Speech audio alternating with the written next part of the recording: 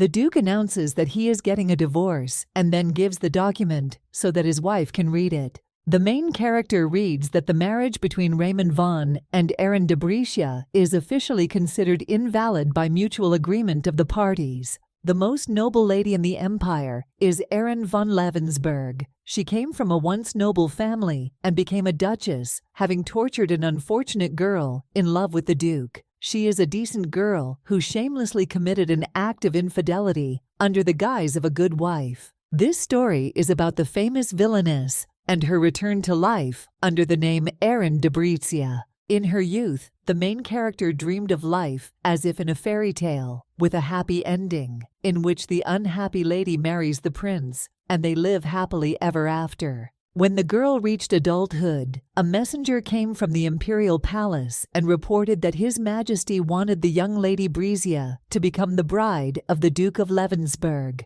Hearing this, the young lady thought that her dream had come true. Duke of Levensberg, son of the late heir and eldest grandson of the emperor, a capable and educated, excellent swordsman with a pleasant appearance. He is a good man in everything and heir to the throne. Erin's father asks the messenger why His Majesty chose his daughter. The man replies that at the moment there is no lady from a noble family of suitable age in the empire. All ladies of young Lady Brescia's age come from a lower family than the Marquis. After the decline of the Marquisate, her parents, having shouldered the debt burden, were unable to attend social events. The messenger reports that for his consent, His Highness promised financial support to the Marquis. Because of the proposal, bad rumors began to circulate in high circles. Hearing this, the main character agrees to become the prince's wife, believing the words of the messenger. She was convinced that a happy marriage awaited her. The girl reflects that if their marriage works out,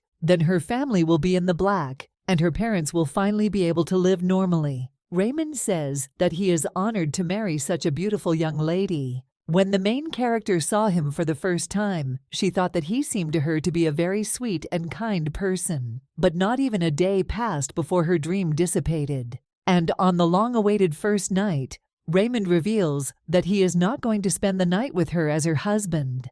And then she claims that she herself must understand that this engagement is just a formality. The Duke left the girl alone with her thoughts and never returned.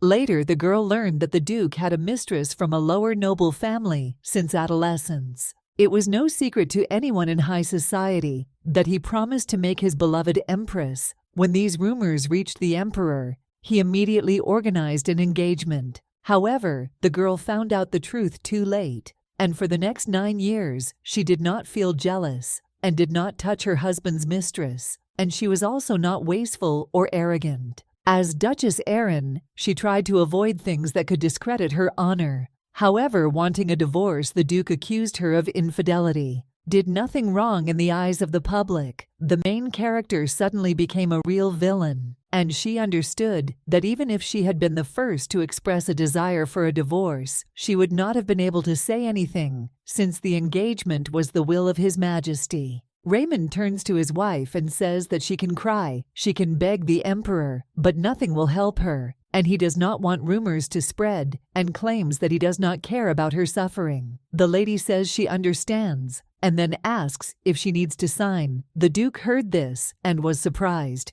Erin says that if he wants to marry his mistress, he will have to renovate the palace. And then she says that she sold everything that could be sold, and that's why her room is now empty. The Duke was surprised when he heard this. The main character explains that his next wife will either throw away or replace the furniture when she arrives at the palace, and that's why she sold everything this morning. The girl asks why he is so surprised, and then she claims that he himself told her to dispose of things as she sees fit, and that's why she did it. The Duke explains that since a deal was concluded between them, she of course cannot count on a dowry, and then asks what she is going to do with this little thing. Erin reports that he didn't care what she did for 9 years, and now that they were getting a divorce, he suddenly wondered what she was going to do. At this time, the main character thought that what he calls a trifle for her family is a fortune. And at that time, I thought that she dreams of opening a cafe, and this is her dream which she buried long ago. The girl understands that when she thinks about this, she begins to feel the pleasant sweet aroma of round rosy profiteroles. The main character remembers that her mother prepared these sweets, and when she was still a child, she really looked forward to her mother preparing them. And after trying a piece, she told Mom that they were so tender and seemed to melt in your mouth. Mom tells the girl that she will tell her one secret, and then he says that members of their family always have a stronger sense of taste than members of the imperial family, and she is like her daughter, the blood is of her blood, and she too can bake the same magnificent cakes. A little girl tells her mother that when she grows up, she will open a cafe and fill the counters with delicious cakes. At this time, the main character reflects on the fact that she will never return to this palace, and this house never became hers in all these years. And then she looked at the chandelier and thought that it would fetch a good price. The Duchess saw her maid crying and then asked why Melly asks for forgiveness from her ladyship. Upon hearing this, woman claims that she is no longer her ladyship and then suggests that they address her as Erin. The lady thanks the maid for her faithful service and then says that she will miss the way she brought her tea and coffee, and he says that Melly is very caring. The maid apologizes for her insolence and then asks if she could take her with her and rehire her as a maid in her house. Hearing this, the main character thought that she did not know what to do. A couple of years ago, coffee supplies throughout the country began from southern ports, and rather coffee became the most popular drink among high society, and usually tea was prepared by maids and coffee by servants. Melly was in charge of serving drinks for the main character, and she was also her only friend in this estate. Erin reflects that she would really like to take her in. After all, she understands that she will definitely come in handy. But in her financial situation, she only has money to open a coffee shop. Suddenly, the eldest maid comes into the Marquise's room. Mrs. Brannan's maid asks if the lady is ready yet, and then she claims that they are waiting for her because they need to clean the room. The Duchess thought that the maid didn't even knock, and Miss Brannan had always been hostile to her. The head maid reports that the Duchess did the unthinkable during the banquet, and since she grew up in a poor family, her low origins cannot be hidden, no matter what title she has. Miss Bramont is interested in what could have prompted her fair one to marry this particular one and entrust her with the Duchess's wing, because she always has to run after her and correct her. The main character knows that the senior maid has always been on the Count's side, and she brought him together with his new mistress so that the Bren family through the Duke would gain more influence in society. At this time, Erin thought that she had suffered enough over the years, all for the sake of her parents, but now she had to put an end to it.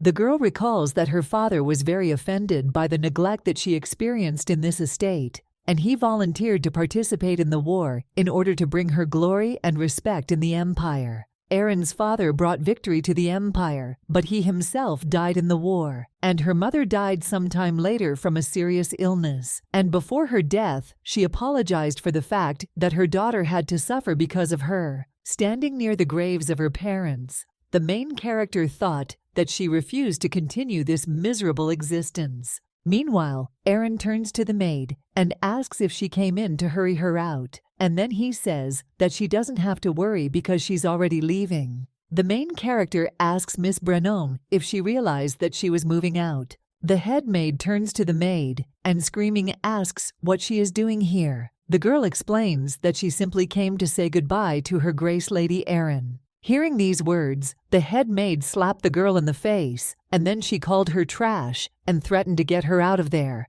At this time, the main character thought that it was the maid who was behaving this way in her presence. And then he turns to Miss Brannan and asks if she thinks she is powerless, and then he tells her to immediately pack her things and leave the estate. The maid asks how it is, and the young mistress asks what's wrong with her hearing lately. And then she offers to clean her ears and smiles. Erin claims that Ms. Brannan has been fired. However, the maid assures that Milady is forgetting herself and then asks who gave her the right to give orders. The main character says that she knows that she is no longer a countess, but the ring still belongs to her, and this is not an easy ring, but the seal of the Empress. The Emperor has the imperial seal, and with its help, He approves important state documents, and the affairs of the imperial palace are conducted with the help of the Empress's seal. Aaron reports that the Empress has long since passed away, and the mother of Raymond the Crown Prince died in childbirth, and therefore, at the moment the most influential woman in the imperial palace is her. The head maid says that the seal was given only with the title of Countess. The lady claims that she is mistaken, and then explains that the seal of the Empress was entrusted to her by the Emperor himself, and it does not depend on her title, and he ordered the affairs of the imperial palace to be handled, and therefore dismissal will be her last decree. The maid says that she should do what she wants, and then says that when the new countess takes over, she will return her position. However, Aaron claims that she was fired before this, and then asks if she should wait 4 months. While His Majesty went to war, Raymond immediately rushed to file for divorce. The lady explains that this is a long process, and even if she returns to her position, it will not be in vain. Aaron believes that it will take the Count a considerable amount of time to obtain His Majesty's consent to the marriage, and then arrange the wedding. And then he claims that Miss Brannan will not get this position for a long time, and thus will remain unemployed for a couple of years. The maid turns to Lady Aaron. However, the young mistress says that she is divorced, and from now on is the Marquise de Brazia. And then she asks how she, the wife of a knight, dares to address her like that. The head maid turns to Melly, and screaming says that she will deal with her again when she is hired again. Hearing this, Aaron objects and says that she won't figure it out since Melly will go with her. The main character invites Melly to go with her and says that she will open a pastry shop, and the work will be harder than here, but she will be paid twice as much as pastry chefs receive. Aaron turns to her maid and says that she wants Melly to work for her. Hearing this girl was delighted and then said that she agreed and thanked her mistress. At this time, the main character thought that she could not afford to pay her a salary, but she understood that it was better to take her away from here, because this viper would not give her life anyway. The young mistress hugs her maid, and at this time thinks that she at least saved someone. Aaron invites Melly to pack her things, and tells her that she will wait for her. The main character reflects on the fact that she thought that if she lost her title, she would lose everything in this life. After all, she clung to this state and this name and thought that this was the only thing she had left. But having written the final stroke of the signature and put it in pen, she felt freedom. At this time, the Count remembers that Aaron said that she would open a pastry shop and thought that she had lost her mind because of the divorce. And he also remembers the first time he saw her, and she told him that it would be an honor for her to see His Highness. The young master reflects that if the Emperor had not forced another on her as a wife, he would not have treated her this way. After all, after 9 years of marriage, not a single quarrel, not a single complaint, and she became completely different.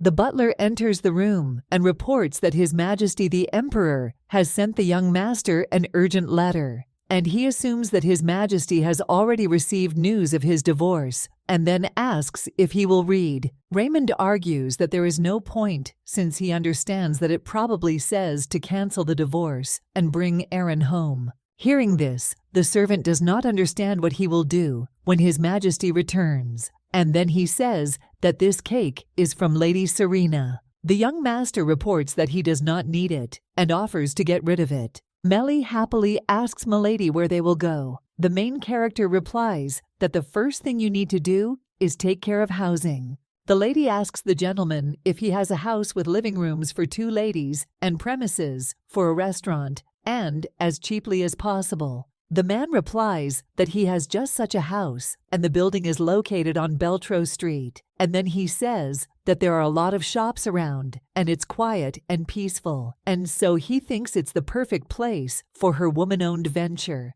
The maid reports that this place is mainly inhabited by minor officials and rich merchants. The man explains that the owner of this cafe is in a hurry to move to the province, and therefore is selling the cafe at a low price, and furniture is also included in the purchase. At this time, the main character thought that the cafe was in decline. Melly saw that behind the doors there was a backyard with a garden, and reported this to her mistress. When Erin saw the garden, she thought that it was very beautiful and had a peaceful look. There is also a living room, dining room, and kitchen on the ground floor, and she was worried that there was no place to cook in the cafe, but now she knows that she can cook at home. The man says that the bedroom is on the second floor and then asks if my lady likes it. At this time, the main character thought that the lower areas of the city were best for a cafe. But however, she understands that rent there is more expensive, and therefore this area is quite enough for the two of them. And then she gives money and says that she is buying this cafe. The inside of the house was very dirty, and the maid suggests to the mistress that she will sweep everything up. Hearing this, the main character tells her not to worry, since she is no longer a duchess, and she tells her to get down to business and tells her that she will clean up. Melly says it's lunchtime and then asks what to cook. Erin takes lemon juice and mixes it with butter, and then says that she will get lemon curd. She pours this entire mixture into a pre-baked pan, and then he puts beaten meringue on top. The girl put it in the oven and baked at moderate temperature until the meringue became golden. A few minutes later, she pulled the sweet lemon meringue pie out of the oven. When the maid enters the room, she reports that she has finished cleaning and then asks what it smells like. The main character says she's great and then asks if she wants to try. Melly tells her mistress that she really is a great cook, and then she says that she thought it was just people talking about their family. Erin says it's lunch and hopes she likes lemons. The maid replies that she loves all fruits and she really liked the most delicate melting cream, the refreshing spicy taste of lemon, and finally, the delicate crispy meringue. The girl enthusiastically says that this is simply fantastic, and this is probably what they serve on the imperial throne, and it's the best pie she's ever tasted. Melly, I wonder how my lady learned to cook so well. The lady replies that she was taught by her mother, who was very fond of lemons from the Erden Mountains. Mother said that this fruit was a symbol of suffering and trouble, and she liked this lemon matter pie and often made it for her daughter. The maid does not understand why her mother thought so, and then he claims that lemons are a very common fruit, and she doesn't understand why lemon is a symbol of suffering and troubles. The main character remembers her mother, who told her that he was too sour, and then he asks his daughter if she noticed how the acidity of the lemon in the cakes becomes pleasant and sweet. Erin says lemon pie is a symbol of overcoming adversity, and that's why this is the perfect dessert for her now. Milady says that she prepared it in secret in the imperial palace and reports that she shared it only once and only with one person. And then he remembers that they didn't even have time to say goodbye. At this time, a young man with black hair looks at his city and says that he has not been the capital for a long time. The head maid came to Serena's room and said that she had been working in this castle for 10 years, and this witch fired her. The young mistress tells the maid not to be sad. Hearing this, the maid says that Lady Serena will soon become a duchess, and truly, this is her only consolation. And then he says that the Empress's palace is more suitable for her. The Duke's mistress, Serena von Brannen, says she heard that Erin is going to open a cafe. The maid claims that she has found the premises and has even already ordered the ingredients. Then she asks Milady if they should intervene. The blonde lady suggests leaving it. The head maid says that it would be a stain on his lordship's reputation, since his disgraced ex-wife opened a cafe and became successful. Serena says she doesn't know the restaurant business and then asks if the cafe can do without coffee. The young lady thought about the fact that in the imperial palace, the walls had ears, and she understands that now that the Duchess has been expelled, she wonders whether she will become the new Duchess and whether His Majesty will allow this. Lady Serena remembers that her father is a minor aristocrat who bought his title with money, and she is now a Duchess. And she knew how much contempt they felt for her, even after her father received the title of Duke. The Emperor's mistress understands that she was trying to attract the attention of the Duke, and most of all, she needed the attention of a man who could someday make her Empress. But she understands that this is all empty. Suddenly, Serena saw His Majesty and then greeted him, and at that time, she thought that if she got him, then her power would be limitless. The young lady tells the Duke that there is a ball at the Flynn estate and then asks if he knew about it. The gentleman replies that he heard, and she asks if he will agree to go with her. Suddenly, a guy with black hair approaches them and addresses the gentleman, calling him brother. Calix reports that he has not seen him for a long time. Raymond says that he thought his brother was with His Majesty. The black-haired gentleman explains that it's not very fun there, and that's why he decided to drop by to see his brother. The guy says that grandfather is constantly out of sorts, and it's downright difficult to be around him. At this time, Serena thought that Archduke Ruthin had returned, and he is Raymond's only younger brother and next in line to inherit the throne. The Grand Ducal family of Ruthin were distant relatives of the emperors, but they took advantage of their position as members of the imperial family. The late Grandee Calix's father died, saving the prince dear to his heart.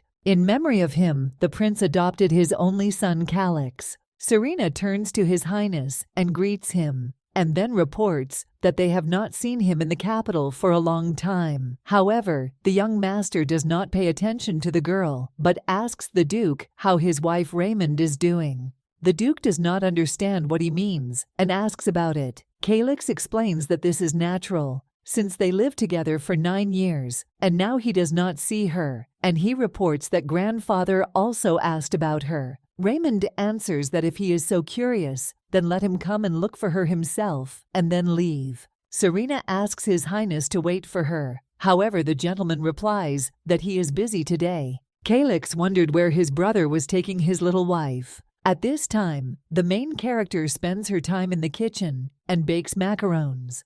The girl reflects on the fact that pastel pink macaron with strawberry flavor, pleasant beige macaron with vanilla flavor, a light fragrant lilac, macaron with blueberry powder, and mint green with pistachios. Erin remembers that she hasn't made them for a long time, but she did it perfectly this time, and then she tells her maid that she made macarons. Melly reports that Lady Erin is on time, as she has just made coffee and invites them to drink together. The Marquise thanks the maid for her work and then offers to treat herself to sweet macarons with freshly brewed coffee. The main character says that the girl's coffee is always the best. Hearing this, Melly thanks her and smiles. And then she reports that her mistress's pasta is simply fantastic. After all, the soft, crispy crust melts in your mouth along with the cream, and the sweetness and aroma are simply enchanting. And with strong coffee, it's perfection. Erin smiles and says that she are meant to be in business together, and the maid agrees with her, and then he says that they have a display case and offers to put dummies there. The maid explains that real desserts spoil quickly, and they will take and make dummies from sugar mastic so that everyone can see. The main character heard this, agrees with her, and says that just as an atelier puts the best work on display, they will do the same with their cakes. And she says that she came up with a great idea. Melia asks the lady when the coffee beans are delivered and explains that she used the last one. The main character replies that they should deliver it today. Suddenly, the girls heard a knock on the door and thought that it was the suppliers who had come. When they opened the door, the men say that they have brought their order, and then they say that they must pay 300 gold for 1 box. Hearing this, the main character thought that coffee is an expensive pleasure, and Viscount Arndt has a monopoly on the sale of coffee, and she understands that she cannot do anything. Erin understands that it's certainly expensive, but the coffee only comes out every few months, and she has to get it while it lasts. Madame says this will last them a long time. When the main character opened the box, she was surprised because she saw the grains were crooked and eaten by beetles. After what she saw, the girl realizes that these grains are missing. Erin asks the supplier why the coffee is in such poor condition, because she understands that the price is for a quality product. The man replies that his business will bother him, and if she doesn't like it, then she doesn't have to take it. And then he reports that the next delivery will only be in 2 months. Melly, confused, asks Milady what they will do, and she wonders if they will ask for a refund. The supplier says that they do not do returns. Hearing this, the maid was surprised. At this time, the main character reflects on the fact that they have always had quality grain, and she understands that anything could happen while it lies in the warehouse. However, she has a feeling that they sort out the spoiled grain and send it to some addresses while leaving the good ones for others. Melly asks in surprise what they should do, and then he claims that without coffee, they won't even be able to open. The Marquise takes the girl's hands and calms her down, and then says that she will sort everything out. Aaron tells the suppliers to wait, and then says that she will pay them extra, and asks if they could deliver these boxes to the specified address. Glacier Estate was a place of entertainment for the aristocracy where they played cards. The main character decided to go to this place. The butler met her near the door and said that he was seeing my lady off. While in the mansion, Erin thought about what she heard in this place. They gamble for money, but she was surprised because this house was richer than they said. The Marquise turns to Monsieur and says that she needs Viscount Arndt. The man reports that he is in the second room on the second floor. Arndt family traded with the South and had a monopoly on the sale of coffee fruits and some other exotic goods, but coffee brought them the most income. Thanks to the fabulous wealth of his family, Jacques Arndt spent his time in endless revelry in brothels and other entertainment establishments. The main character knocked on the door, but suddenly I heard a cry that the master didn't care. The girl asks if Monsieur Jacques recognizes her. Seeing the Duchess, the man asks what she is doing with him. The lady explains that she came for a visit. Arndt claims that the Duchess is no longer a Duchess, but Madame Marquise, and asks if he said correctly. And then he says that if the lady came to play cards, she was on the wrong floor, since the players were on the first floor.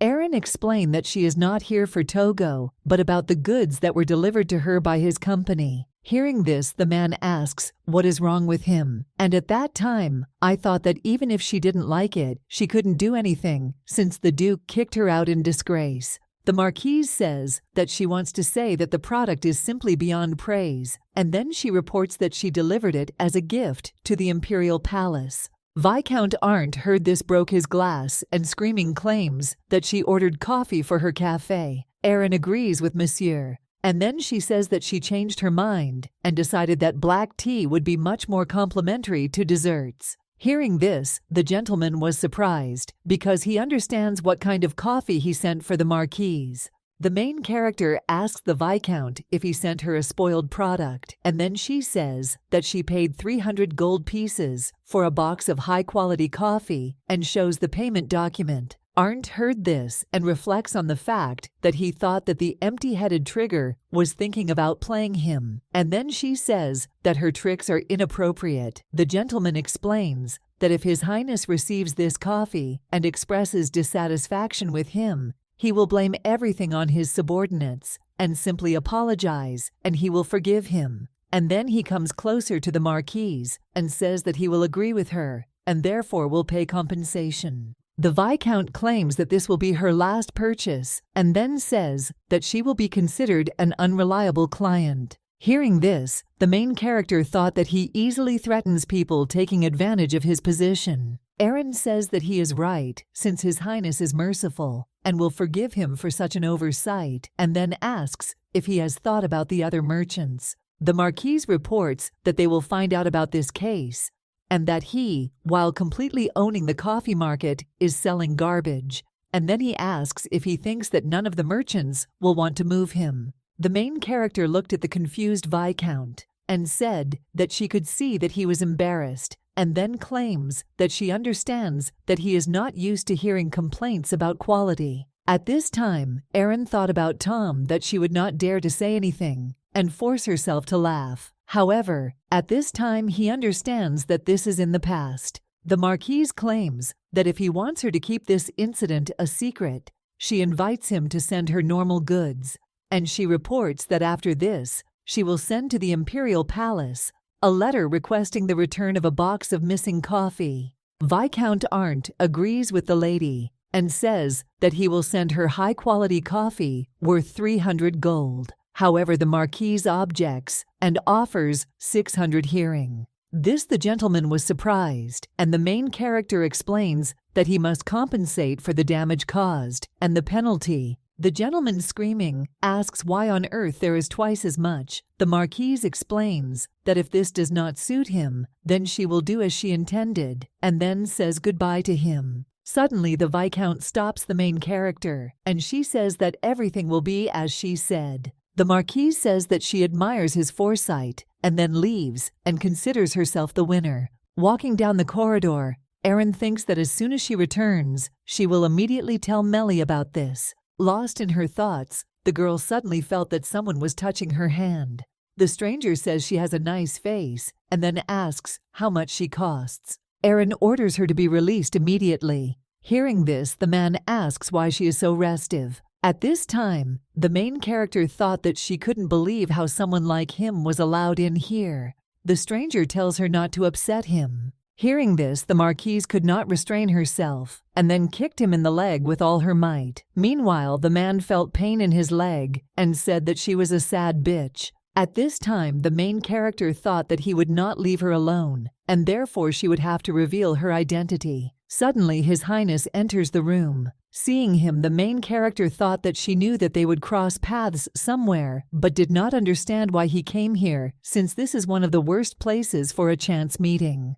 The marquise greeted His Highness, and the man explains that he was just talking to the lady, and was being rude. Raymond offers to apologize to the lady. Hearing this, the stranger asks Milady for forgiveness, and at that time, Erin thought that after what he said in front of the future emperor, he became afraid to behave like that. His Highness orders the stranger to leave. Hearing this, the man thanks him and then apologizes again. The gentleman says that he did not expect to see her in this place. The marquise replies that she did not know about his hobby before, and she wonders if Lady Serena knows about it. Raymond says that if she doesn't have enough to live on, she could ask him for alimony, and then she claims that she doesn't need to stoop to such places. The woman was surprised when she heard this, and then asked if he thought she came here to play for money. And then she says that before jumping to conclusions, she will explain that she came here on a visit about the cafe. His Highness asks if she really wants to do this.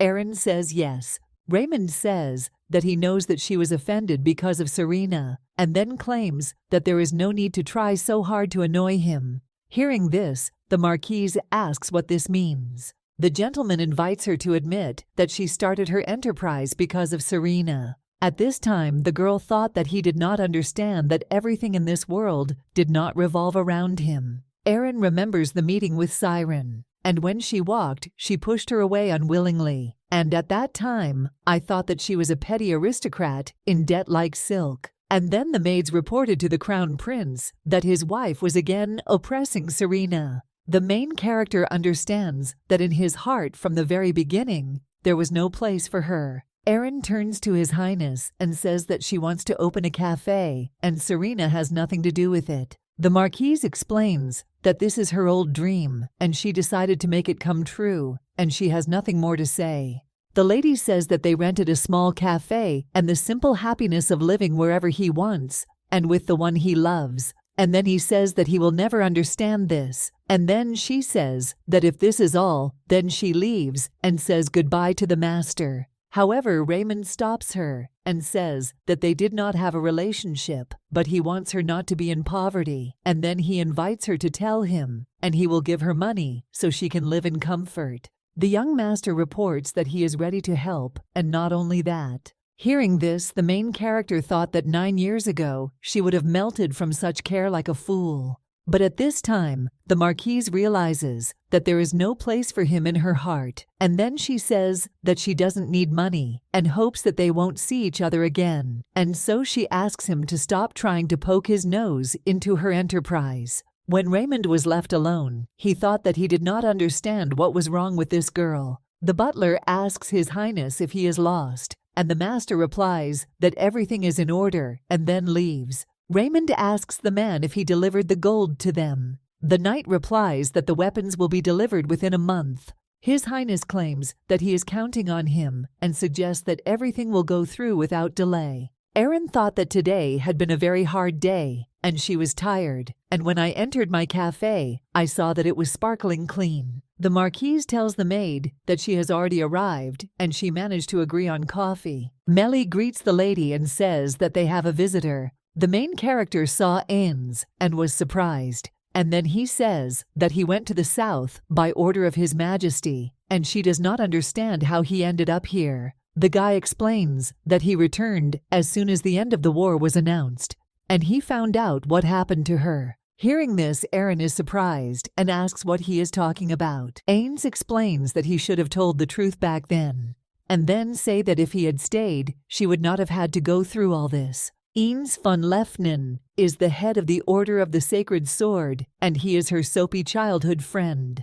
The main character remembers her childhood and how they played, and she also remembered that it was her birthday. Eens made her a cake, and when she tried a piece, she thanked the guy because the cake turned out to be very tasty. The boy announces that he will make her a cake for each of her birthdays. However, Aaron understands that he was not destined to fulfill this promise because I heard that he was going to study at the military academy. Ains reveals that he wants to become a knight and then claims that he will definitely write to her. Hearing this, the girl says that she understands him and will miss him. The main character recalls that when her friend turned 16, he was finally able to fulfill his dream, and she moved to the Marquise's estate, and they could no longer see each other. 13 years later, Aaron learned that the Order of the Sacred Sword had a new leader. Young ladies lined up just to talk to him. After all, many ladies understood that he was still a bachelor, and therefore each of them wanted to become his wife. At this time, the main character thought that she could not get used to this estate. Eens approached her and greeted her, and then said that he had not seen her for a long time. Aaron knows that Ains has returned to her life as a war hero. The Marquise says that he has already been appointed leader of the order and then praises him. The young master explains that the higher ranks simply found him suitable for the position. However, the main character understands that such a position at court cannot be obtained without connections and pedigree. A good childhood friend and the son of a simple knight, this position must have cost him great effort. Ains says that they have been talking only about him all this time, and then asks how she herself is doing, and he reports that he has already heard everything. At this time, Aaron thought that he probably wants to tell her that the Duke is having a scam with Serena, and then she tells him that she didn't expect the rumors to spread so quickly, and reassures him that there is nothing to worry about. Ains apologizes for not being able to attend her mother's funeral, and he says that this time he wants to visit her grave, and then asks if it was difficult for her. Hearing this, the main character thought that it was unusual for her to hear not dirty gossip about her life as a duchess, but the issue of caring for her beloved. The girl reports that she is strong and has coped with everything, and then thanks him for his concern. Aaron reveals that she thought there would never be another person in her life who cared about her. And at that time, she thought that his sparkling kindness and lilac eyes took her back to childhood, and a bright nostalgia warmed the soul. Since then, she saw Ains from time to time and was able to talk to him about things that she could not reveal to anyone else. They met openly in public, and no one could suspect anything. The Marquise reflects that she still needs to be careful since the rumors could damage their wallpaper, and she thought that maybe Ains wouldn't have a girlfriend because of her. The main character thought that it was time for her to return since the score was already close to the end. Suddenly, Aaron saw Ains, who was wounded and lying on the ground unconscious. The Marquise saw blood on his shirt and then smelled an unnatural, terrible smell of red liquid and thought that it was Lucifer's poison. This poison is a terrifying, disgusting monster, and if the antidote is not applied in time, the whole body will very soon be eaten by gangrene.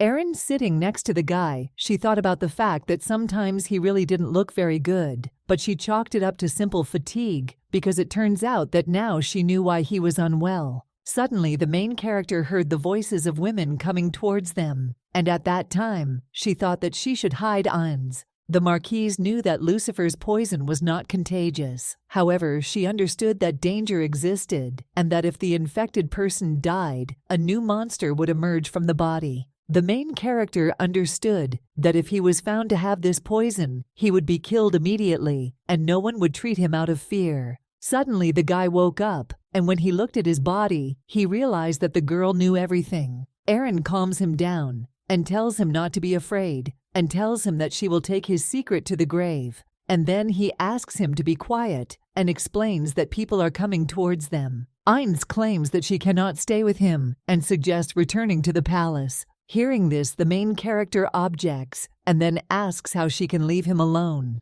Suddenly, the ladies approached them and saw Aaron and Ainz, and then they were surprised, and before a minute came, the whole high society was already buzzing about it. The emperor turns to Aaron and says that the midnight garden, the Duchess and the knight are hiding in the bushes. And then she says that everyone knows that her husband does not love her, and Ainz is also very handsome and popular among women. They have also been friends since childhood. The girl understands that for those who like to sharpen their lasses, this was a real holiday. The emperor invites the girl to explain herself. At this time, she thought that she could not say that Ainz felt ill, as this would raise unnecessary questions. Aaron explains to His Majesty that she did nothing to bring her honor down. The emperor reports that he is sending the leader of the Order of the Sacred Sword to the south for war, and therefore proposes to end it there. Sometime later, Ainz was sent to serve in the south, and after that, Crown Prince Raymond announced that he was divorcing her.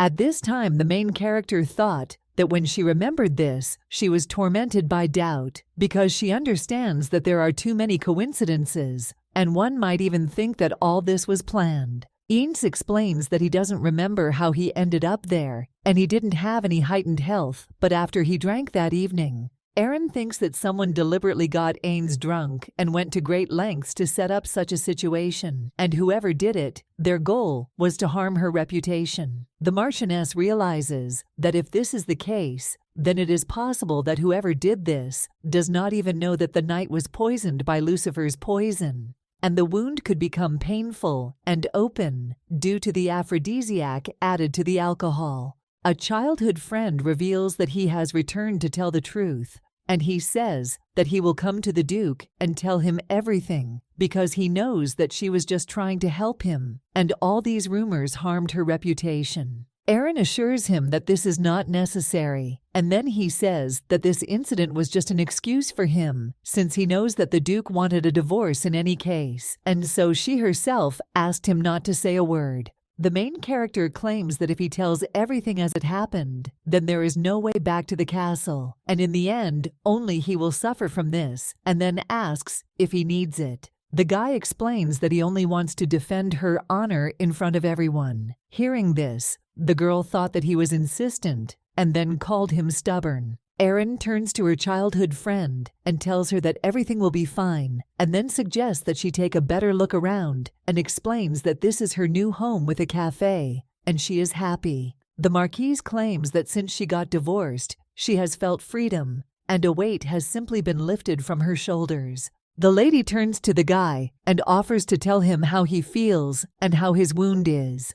Ainz replies that he feels better because they sent an antidote from the north, and it works. Aaron says she's glad to hear that, and then he says that she would not have survived his death. The main character believes that if he really needs to tell everyone the truth, she offers to do this when he is cured. After all, he understands that then they won't kill him because of the poison. The lady tells the guy to promise, and he agrees with her. And then the girl says that they haven't seen him for so long, and that's why she wants to cook something special for him. Then Aaron went into the garden, and Ainz went with her. The main character asks the guy if he remembers how they made each other a cake for their 9th birthday. Ainz replies that of course he remembers this, and then claims that it is impossible to forget. The Marquise remembers that he told her that he had never had cakes made for his birthday. The guy claims that he will never forget the taste of this cake in his life. The lady explains that the cake she made him then thought it wasn't very beautiful, but she was very proud of what she made because he was happy. Ainz says that he has it even worse because he tried to learn from her mother, but the sponge cake never rose, and therefore the cake turned out to be very sad. Hearing this, the lady smiled and said that it was delicious. The guy says that he always dreamed of being with her, and even now he does not give up this hope. At this time, Ainz thought that he wanted to show her everything that he was worthy, and so he volunteered for the danger of the Northern Front because he wanted to become a hero for her and gain fame and fortune, and also return to her and propose. The guy thinks that he will have the courage to tell Aaron all this, and then he remembers that he read in the newspaper that some noble people from the palace had a wedding while they were fighting monsters in the dog's cold. The knight looked carefully at the photographs in the newspaper and thought that he could not see the face, but judging by the article, it was definitely Aaron. And he realizes that she is now a duchess. An inexperienced noble lady took control of the imperial palace into her own hands. There were also rumors that her husband was having an affair with a younger aristocrat. Ainz reflects on the fact that it was very difficult for him to enter high society, but he achieved his goal. However, no casualties, of course, since he was poisoned by Lucifer. The knight thinks that he regretted everything when it happened, that because of his wound, Aaron's reputation was tarnished. At this time, the main character says that she thinks there will be enough tomatoes, and then offers to go. The guy says he will carry the basket. The girl says that he is still the same polite, and then thanks him. However, the young master says that there is no need to thank him. Aaron believes that there are many men who won't lift a finger for a lady and won't even lift a basket of tomatoes, and then he says that he has reason to be proud. At this time, the young master thought that he had come to terms with the idea that she had gotten married and consoled himself that at least this girl would be happy. Ainz looks at the main character and cannot get rid of the thought that he wants to be with her forever, and he thinks that she will probably consider this impudence after ruining her life. The knight reflects on the fact that when he is cured, and even when he is not cured, he will still tell the whole world the truth and justify her good name. After all, he just wants to be close to her. When they arrived at the house, the maid took the vegetables and cut them, and then asks what the main character will do. Aaron announces that she wants to make tomato soup. Hearing this, Melly was surprised and said that this soup is very complex. However, the girl assures that she is mistaken and says that there is nothing like that, and then invites her to watch him cook. The main character explains that you first need to fry the meat in oil in a frying pan until cooked, and then add the vegetables and fry everything together. After this, you need to add refrying to the broth and also add spices and tomatoes, and then cook. A few minutes later, the maid reports that her mistress has made a very magnificent soup, which is rich in taste and aroma. Aaron turns to her friend and says it's not the most festive dish, but she hopes he likes it. At this time, he thinks that he needs to hold back. In a few minutes, the plate became empty, and the young gentleman said with admiration that this soup was simply fantastic. And then he remembers that he tried many different dishes from the Northerners, and then claims that only she cooks so deliciously. Melly agrees with the knight and says that he is right, and then he says that Lady Erin is the best cook because she understands that the freshness of tomatoes goes perfectly with potatoes and meat. The maid asks the young master if he wants more, and he replied that he didn't mind, and then he claims that the main character is an excellent cook and her desserts are worthy of a royal table. Ainz believes that when she opens the cafe, he is sure it will become the most popular place, and then asks what she will name her cafe. Erin says that she has long thought of a name, and then remembers her mother and says that she wants to call her Cafe Lemon. At the same time, noble ladies gathered at the estate of Count Flynn. One of them says that Mrs. Serena is simply brilliant today, and it's not for nothing that she is called the first beauty of the imperial court. Hearing this, the lady says that they are flattering her, and the girl with green hair says that she heard that the Duke gave the Duchess a divorce for her betrayal. Siren says it's true, and at that time she noticed that His Highness Calyx had arrived. The girls immediately drew attention to the young master. After all, everyone wanted to become his wife. Sitting at the table, the girl noticed that the gentleman looked in their direction, and at this time, Serena thought that he was sharpening his grudge against her. Calyx has always been like this. He is the only brother of His Highness, and Serena tried to get close to him. However, he always ignored her. The Duke's mistress thought that she did not want him to treat her like that in public, and then he turns to the ladies and says that she will go away for a while and explains that she needs to talk with her stepfather. When the lady left, the girls began to gossip that the wife of Duke Raymond, who had been expelled in disgrace, had opened a cafe in the eastern part of the capital. And the other lady says that this is not even a cafe, but a pastry shop where they serve coffee and sweets. The marquise with green hair claims that if she opened a cafe, she would do it in the center of the capital, and she does not raise why the Duchess chose the outskirts. The girl with red hair suggests that she probably wants to avoid unnecessary attention and live with the leader of the knighthood. The lady with blue hair says that their former Duchess had a very clever idea, and she lives away from the city center and enjoys happy days with her lover. Suddenly, Calix approaches them and asks which lover they are talking about. The young ladies were very surprised when they heard this. His Highness apologizes and says to be forgiven for scaring them, and then he explains that he simply could not ignore such a conversation. And again, he apologizes for what he overheard. The girl with red hair says that His Highness has nothing to apologize for. The gentleman turns to the lady and says that she is very kind, and then he asks if the conversation about his daughter-in-law was true. Calix believes that he missed everything because he has not visited the capital for a long time. At this time, the girls thought that the emperor had forbidden the spread of gossip about Aaron. The young master asks why the ladies are silent, and then says that he is very curious and offers to tell. He also reports that he knows that his grandfather forbade talking about this at court, and then he claims that this is not an imperial palace. Hearing this, the girl with red hair thought that everything could be told to the master, since the emperor would forgive him everything.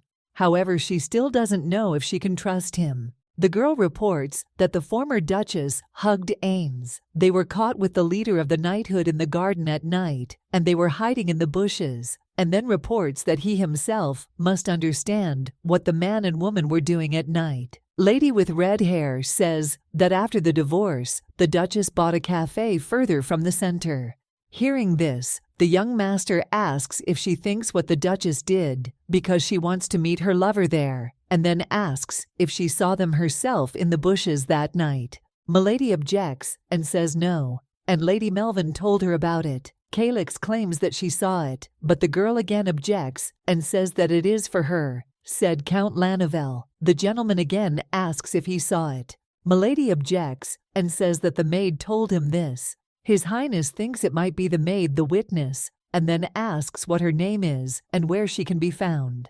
The lady heard this, felt confused, and then did not understand what she should answer. Calix believes that she madam heard a story told by someone unknown and retells it to everyone with such confidence as if she had seen everything herself. At this time, the girl thought that she had been caught and that maybe he was acting friendly, but she should not forget that he was the only Archduke of the Empire, and also all the sympathies of the Emperor were on his side, and therefore she had to keep her mouth shut. Milady turns to His Highness and then begs him to forgive her. Calix says that if Madame wants to live, then it is better for her not to chat in vain about what she does not know. When the young master went out onto the balcony, he thought that he hated the capital because there was a lot of dirt in it, and then he wondered what the hell kind of lover the Duchess had. His Highness reflects on the fact that the palace is a place where maids, officials, and countless guards, soldiers and nobles constantly walk, and if the Duchess really intended to meet her lover in secret, she would have invited him to her chambers. And then Calix wondered what kind of secret meeting, maybe in the garden, and she would never do that. Suddenly a knight approaches His Highness and says that he has news from the south, and then he reports that His Majesty is returning to the capital. At this time, the woman being outside thought that it was very hot, and she understood that summer was still far away. Suddenly, she saw a cafe and thought that she could take a break there. The ladies don't understand when the new cafe appeared, and then she read that the cafe was a pastry shop and thought that previously this could only be found in the city center. The maid greets the visitor and then asks how she can help her. The stranger sat down at the table and thought that it was very cozy inside. The waitress asks what she will order, and at this time the lady is thinking that she should not take desserts from an unfamiliar place, and then he orders a cup of iced tea. Melly gives the woman a cup of iced tea and a scone, an opening gift. The woman thought about how this completely new cafe turned out and thinks that she was lucky. Madame tasted the cake and thought that she had never tried such scones because they are so nice and tender and just melt in your mouth. The woman enthusiastically turns to the waitress and says that they have wonderful scones. The main character explains that she makes them with cream to make them more tender, and then he suggests trying it with strawberry jam and claims that it will be even tastier. A stranger says this one has a very bright and sweet strawberry jam with nice creamy scones, and then she reports that she has never tasted such a refreshing iced tea with the exquisite aroma of black tea, and this is a wonderful combination. The customer asks to bring her another millefeuille. A few minutes later, the main character brings the order. The woman looked at him and said that he was delicious, and at that time she thought that this dessert was very difficult to find, and she had never seen it. And when she tried a piece, she said that it was very tasty. At this time, Aaron thought that the gift scones were almost ready, and since today was opening day, it would be good to please the first visitors. Also, the main character made more cookies and wants to serve them after dinner. Suddenly, the girl doesn't understand why she's quiet, and then asks Melly what happened. The butler has arrived from the imperial palace and addresses Lady Erin, and then he says that he has come to tell her that the emperor is summoning her. 9 years ago, Lady recalls that the emperor told her that he had heard rumors that since she married Raymond, he had constantly shown her disdain and hostility. His Majesty says that he understood that this marriage would not be easy, but he did not know that everything would be so disastrous. The emperor believes that this is entirely his fault and then turns to Lady Erin and asks her to accept his sincere apology. Hearing this, the girl assures the emperor that everything is fine with her and then invites him to raise his head. And then she says that she is grateful to him for what he did for her parents. His Majesty claims that while he is alive, the lady can count on any support and help. The butler reports that His Majesty has ordered him to escort Lady Erin to the palace. Hearing this, the girl is surprised and asks if the king allows her to return. The servant objects and says that His Majesty wishes to ask her for help. Hearing this, the girl thought that His Majesty was the same as before, and then she thanked the mission and said that she did not have the slightest desire to return, and then asks to convey to His Majesty her deepest gratitude. Erin tells the butler to wait and then dials some cookies for the emperor. The lady says that this is a trifle and asks that it be handed over to the Majesty. When the emperor saw the cookies, he thought that this was to be expected since he understood that the lady was offended, and then he offers to cover Raymond. The emperor asks the duke if he knows why he called him. Raymond explains that he discussed everything with her like civilized people, and this divorce was a reasonable decision made together. And then he explains that usually when people are not suitable for each other so that they do not torture each other, they get divorced. His Majesty claims that he and Erin are the future emperor and empress, and not some ordinary couple. Raymond claims that he knows this, and therefore could not allow rumors of her infidelity to tarnish the honor of the royal family.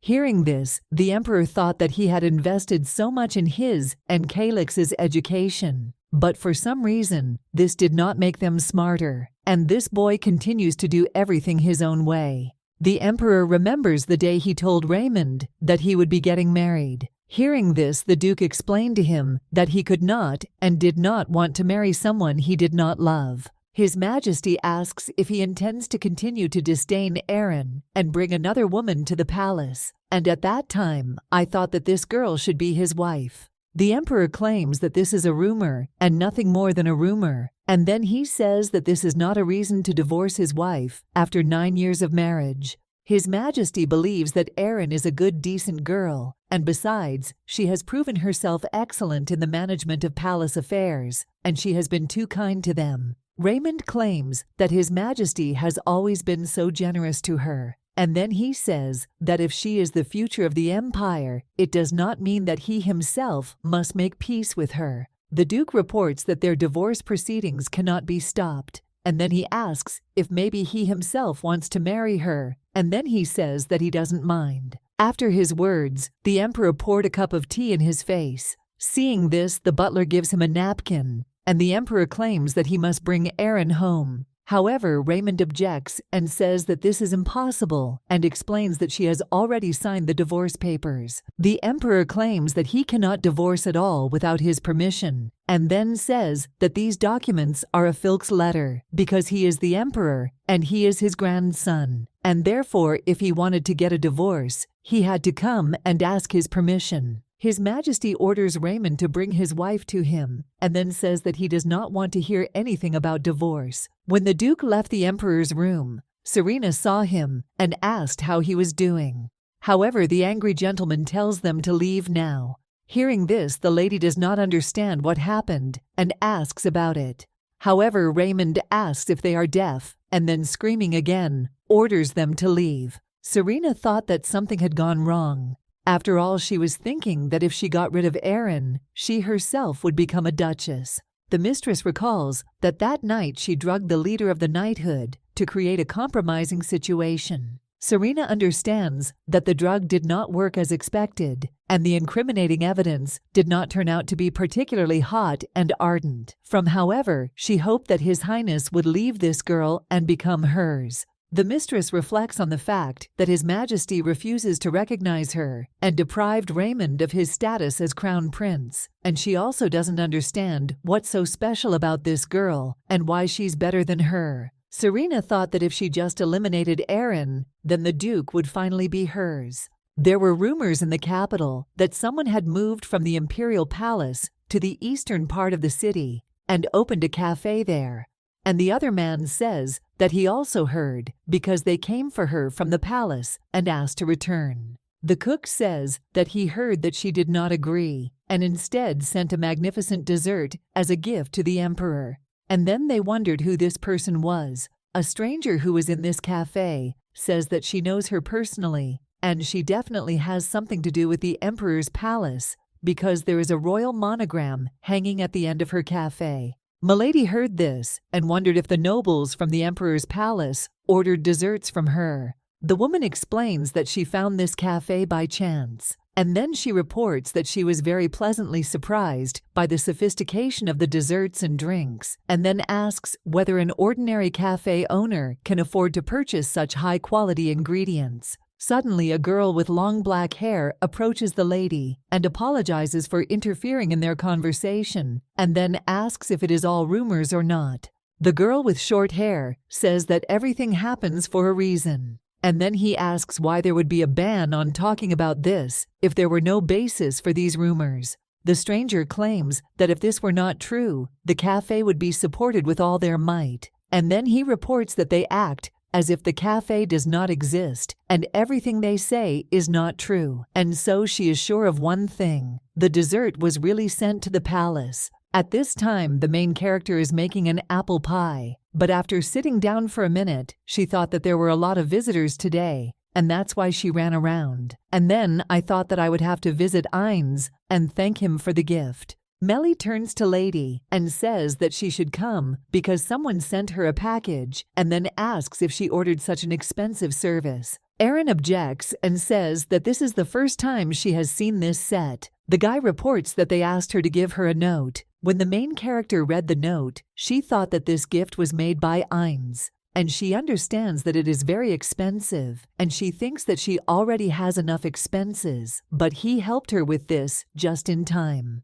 A few minutes later, the pie arrived, and the main character pulled it out of the oven. The girl understands that this pie was a success for her because it had a golden crust and the aroma of apples, and it looked very appetizing. Aaron thought that it just needs to be cut up, and then it can be sold. Suddenly, the girl heard screams that he was being mistaken for a beggar, and when she opened the door, she saw Melly on the floor. The maid turns to the mistress and says that this is the same man. The guy screams and demands to call the owner of the cafe, and then claims that their waitress has bad manners. Aaron reveals that she is the owner of the cafe, and then asks how he behaves and claims that this is unacceptable. The man tells them to listen to him, and then says that he paid her waitress 10 gold, but she claims that he only paid 10 silver, and says that he is some kind of scammer. Melly explains that he paid in silver and then demanded change, claiming that he had given her 10 gold pieces, and she tried to call for help,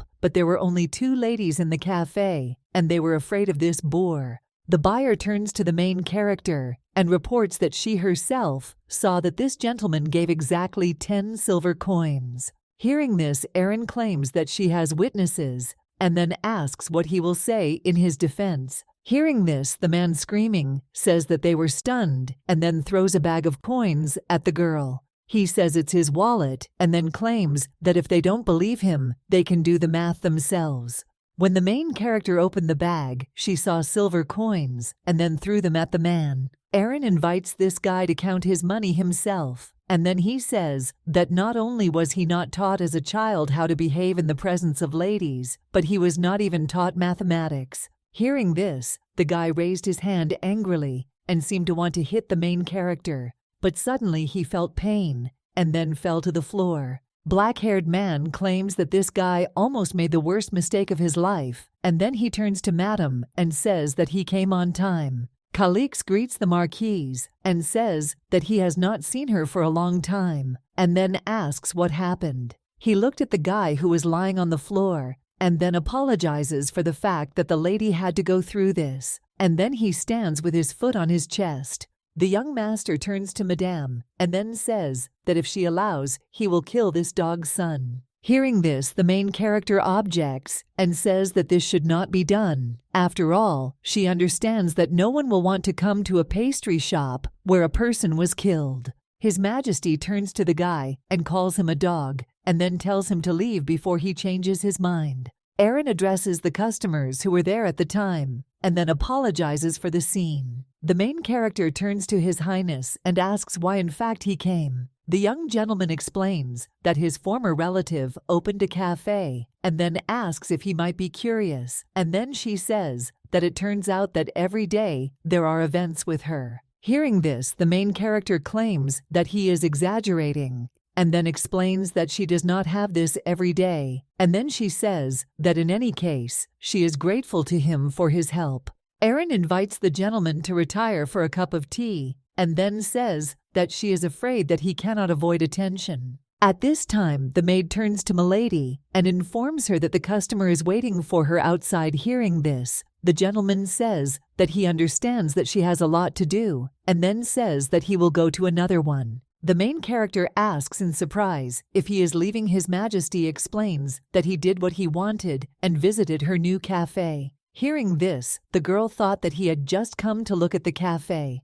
Erin turns to Monsieur and then apologizes for the fact that he had to wait so long for her and asks how she can help him. The customer explains that he came on the orders of Lady Catherine von Levant, and he reports that my lady would like to order a cake for her establishment for the day after tomorrow's tea party. Hearing this, the main character thought that Lady Katerina was the granddaughter of the Prime Minister, and she doesn't understand why the Duchess would order from such a modest pastry shop. The servant reports that my lady asks her to personally come to the tea party and present the cake. I heard this girl think that now she understands what the matter is, and this Duchess does not need cake at all, because she understands that she wants to put on a show and reflects that she has no reason to refuse, since this will not scare her. Erin tells her to tell my lady that she has accepted the order, and then the main character of Inception prepares cupcakes. Suddenly, a gentleman approached the Marquise with a spoon in his hands. Seeing him, the girl asks in surprise what His Highness is doing here. Kalika says remotely that Marquise starts her workday very early, and then he explains that he came to see how his former relative worked, and says that he also wants dessert with kelp. When Erin heard this, she thought that she was divorced, and now they were no one to each other, and she is not related to him at all. However, the girl understands that he has always treated her well. Crown Prince Calix was orphaned early and was adopted by a prince from the imperial family, a friend of his father. But 2 years later, the prince fell ill with a serious illness. The emperor took pity on the boy and raised him as his own grandson, and also spoiled him. Therefore, Calix grew up free, kind, and independent. Erin remembers when she first arrived at the imperial palace, she was very shy. However, he showed concern for her and always invited her to play together. And he also made sure that she did not remain hungry. The main character turns to His Highness and explains that she is busy today. Hearing this, the gentleman says that he will see how she works. The Marquis says he's probably bored and then offers to take the cookies she made for the guests. Aaron remembers the strict imperial etiquette and the huge list of tasks for which the Duchess is responsible, and she understands that it made her head spin. And in the imperial palace, she was surrounded by hostile people who constantly discussed her personal life behind her back. The girl remembers that Calyx has always been a ray of light and kindness in her life, and when he grew up, he moved to his estate, and they never saw each other again. And at that time, she thought about the fact that she had never even imagined that they would meet under such circumstances. Aaron turns to His Highness and tells him that there is nothing interesting in her work, and he will be bored, and then asks if he might like to take a walk and look at the views. Hearing this, the young master asks if she is laughing, and then he explains that it's boring everywhere in the capital, and he doesn't want to go for a walk. There are balls every day, and he feels good on her estate, where no one bothers him. The girl agrees with him and says that she understands him and can imagine it. He asks if she wants to visit him, and then says that no one will offend her there. Aaron says that she has to work and says that she will take these desserts to the cafe since they are on sale for tomorrow. And then he turns to His Highness and says that if he wants anything else, he can open the cabinet in which there are cookies. Calyx tells the lady that she is forgetting that he has grown out of such childhood habits. And at that time, he thought that she was doing better than he expected. After all, at court, she constantly had to play a role, and she could not say what she thought. And today, for the first time, he saw that she stood up for herself. The young master looks at the girl and claims that she has changed. Aaron asks Melly how the sculpting is going. The girl replies that she made a couple of macarons and then asks if the lady wants me to see. Having seen the macarons, the main character enthusiastically says that they are like real ones,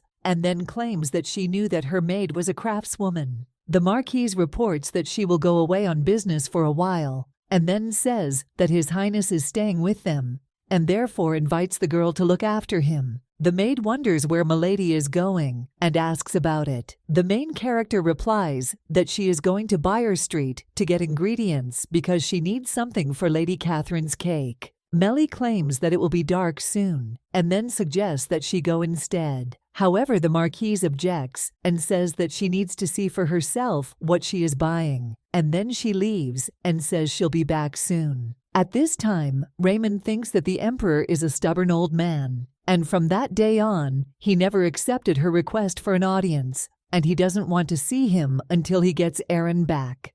The young master does not understand what he sees in her. However, he reflects on the fact that she is from a noble family, but he does not see much greatness in her. The coachman reports that they have already arrived. When the prince entered the cafe, he thought that he did not understand how the former Duchess lived in such a place. He also wondered if she would prepare these desserts herself. Raymond recalls that his wife was engaged in baking for sale before marriage. The young master remembers that Serena told him that the Duchess received a birthday present, and he would not believe it because it was pie crusts. Hearing this, he asks what nonsense. The mistress claims that this is exactly what happened, and then she explains that the fact is that she went and sold pies on the street to help her family with debts, and they were probably so poor that she wasn't even ashamed of it. At this time, Raymond thought that his wife was selling baked goods on the street, and he did not attach any importance to it then. And in his life, she was not interested in him at all.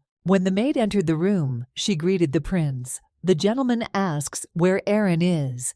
At this time, Melly thought that the lady would not be happy about his arrival, and then he says that she left for the ingredients and won't be around for a long time, and then asks if His Highness could come later. Raymond says he will wait. At this time, the main character left the store and thought that she had been there for a long time. After all, she saw that the streets were empty, and this made her feel somehow uneasy, and that's why she needs to come back soon. Suddenly, it seemed to Aaron that the man had been watching her before, and then she starts running. However, the stranger runs after her and grabs her. The marquise hit him in the face with her bag, and at that time, she thought that she needed to save herself, but since her skirt was long, it was in the way, and in her haste she fell. When the girl looked back, she saw a man, and he claims that she still can't escape from him, and then he pulls out a bladed weapon. Erin screams, asks why he's attacking, and then says that if he wants money, she'll give it to him.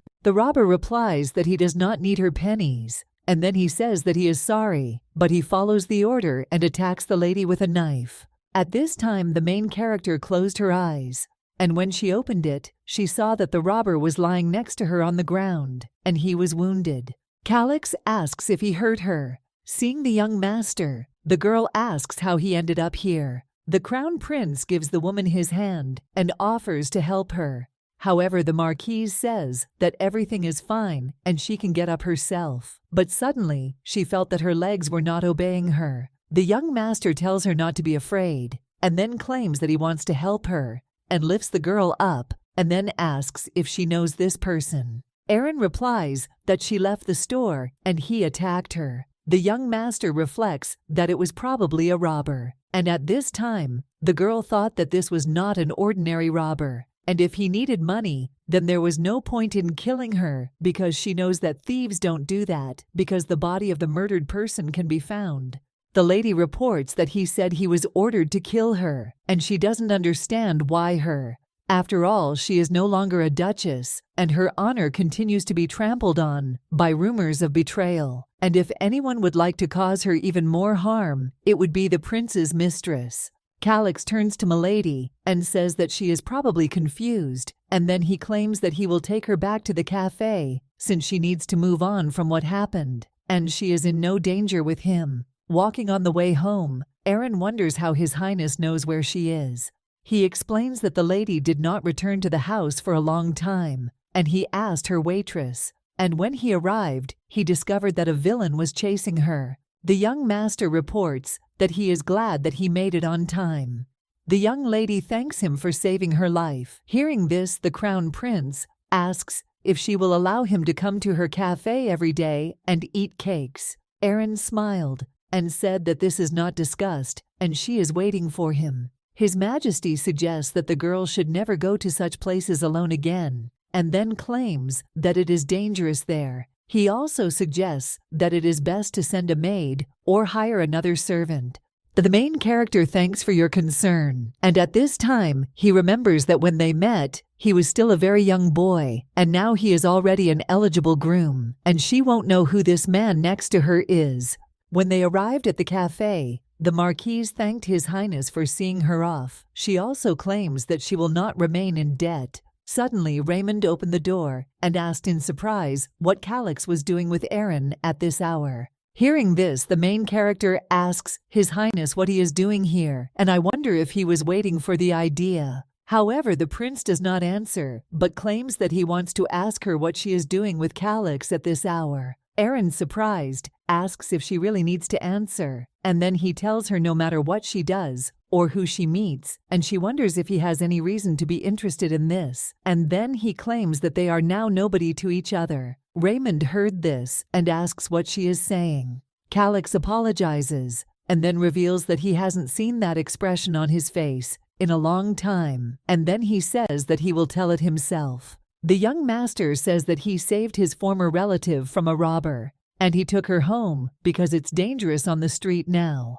Hearing this, the prince asks if the robber attacked her, and then he wonders if the marquise was hurt. Erin replies that she is fine, and it is thanks to Monsieur Calix, and then thanks him for his interest. The marquise asks why he came, and then says that she cannot stand indefinitely and offers to come in. Raymond invites the girl inside and says that she is probably tired, and then says that he will come another time, and then he turns to his brother and claims that he also needs to go home. At this time, the main character was surprised because the principal was worried about her, and then she said goodbye to them. Calix tells the marquise that he will return tomorrow. The black-haired guy says that the scoundrel who attacked his sister was not an ordinary robber, and in one of the nooks and crannies of Bia Yar Street lies a body, and then he offers to take a closer look at his girl. At this time, Raymond thought that Calix had been sitting quietly in his north, and now he had come to his domain and was trying to teach him life, and he wondered if he realized that he was not just an adopted child, but a descendant of kings.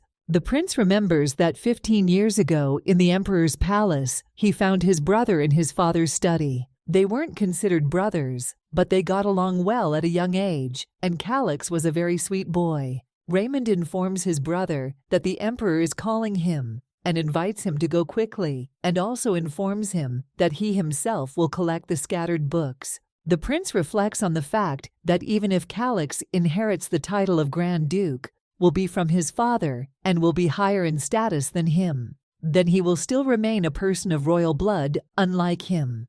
And therefore, he understands that he has nothing to worry about. But then Raymond found this letter that was written for dear Tara. The prince realizes that Tara is Calix's mother, and she is the Grand Duchess, and these are his father's handwriting. Her father writes that roses have bloomed in the imperial garden, and he is sending her a bouquet of them as a gift. And he regrets that he cannot be with her at this time, and he learned about her imminent marriage, and his fate saddens him. The father cannot leave the imperial palace, just as she cannot give up the surname Ruthin. Tara wrote a letter in response, in which she indicated that when her marriage was concluded, he should no longer write to the Grand Duchess, since it was not appropriate. The Duchess writes about their happy time together. Hey dear, but this is just a memory, and she wishes him happiness in his new life. Raymond realizes that his father and the Grand Duchess were lovers, and the last letter was sent shortly before the marriage, and at this time, the young master thought that he might be of royal blood. His father adopted Calix and raised him as his own, and it turns out not because Calix's father is his best friend. At this time, the Crown Prince informs the knight that a body lies in one of the districts along Bear Street, and then orders him to find and identify it. Sitting in the carriage, Raymond thought that even if Calix knows something, he is not going to yield to him in anything. Erin ponders that Lady Catherine's cake should be delivered in the afternoon, and she remembers that she has lost all the ingredients and does not understand what to do. The main character thought that there was no chocolate, and there was no point in even starting to make a cake, and she cannot ask for a deferment, since this would be a blow to her establishment. The girl is thinking about what one of the ready-made cakes from the counter might bring. At Duke Levant's estate, the ladies are sitting at the table and wondering if the Duchess will bring them a cake. One girl suggests that she won't come because she doesn't know how to make cakes.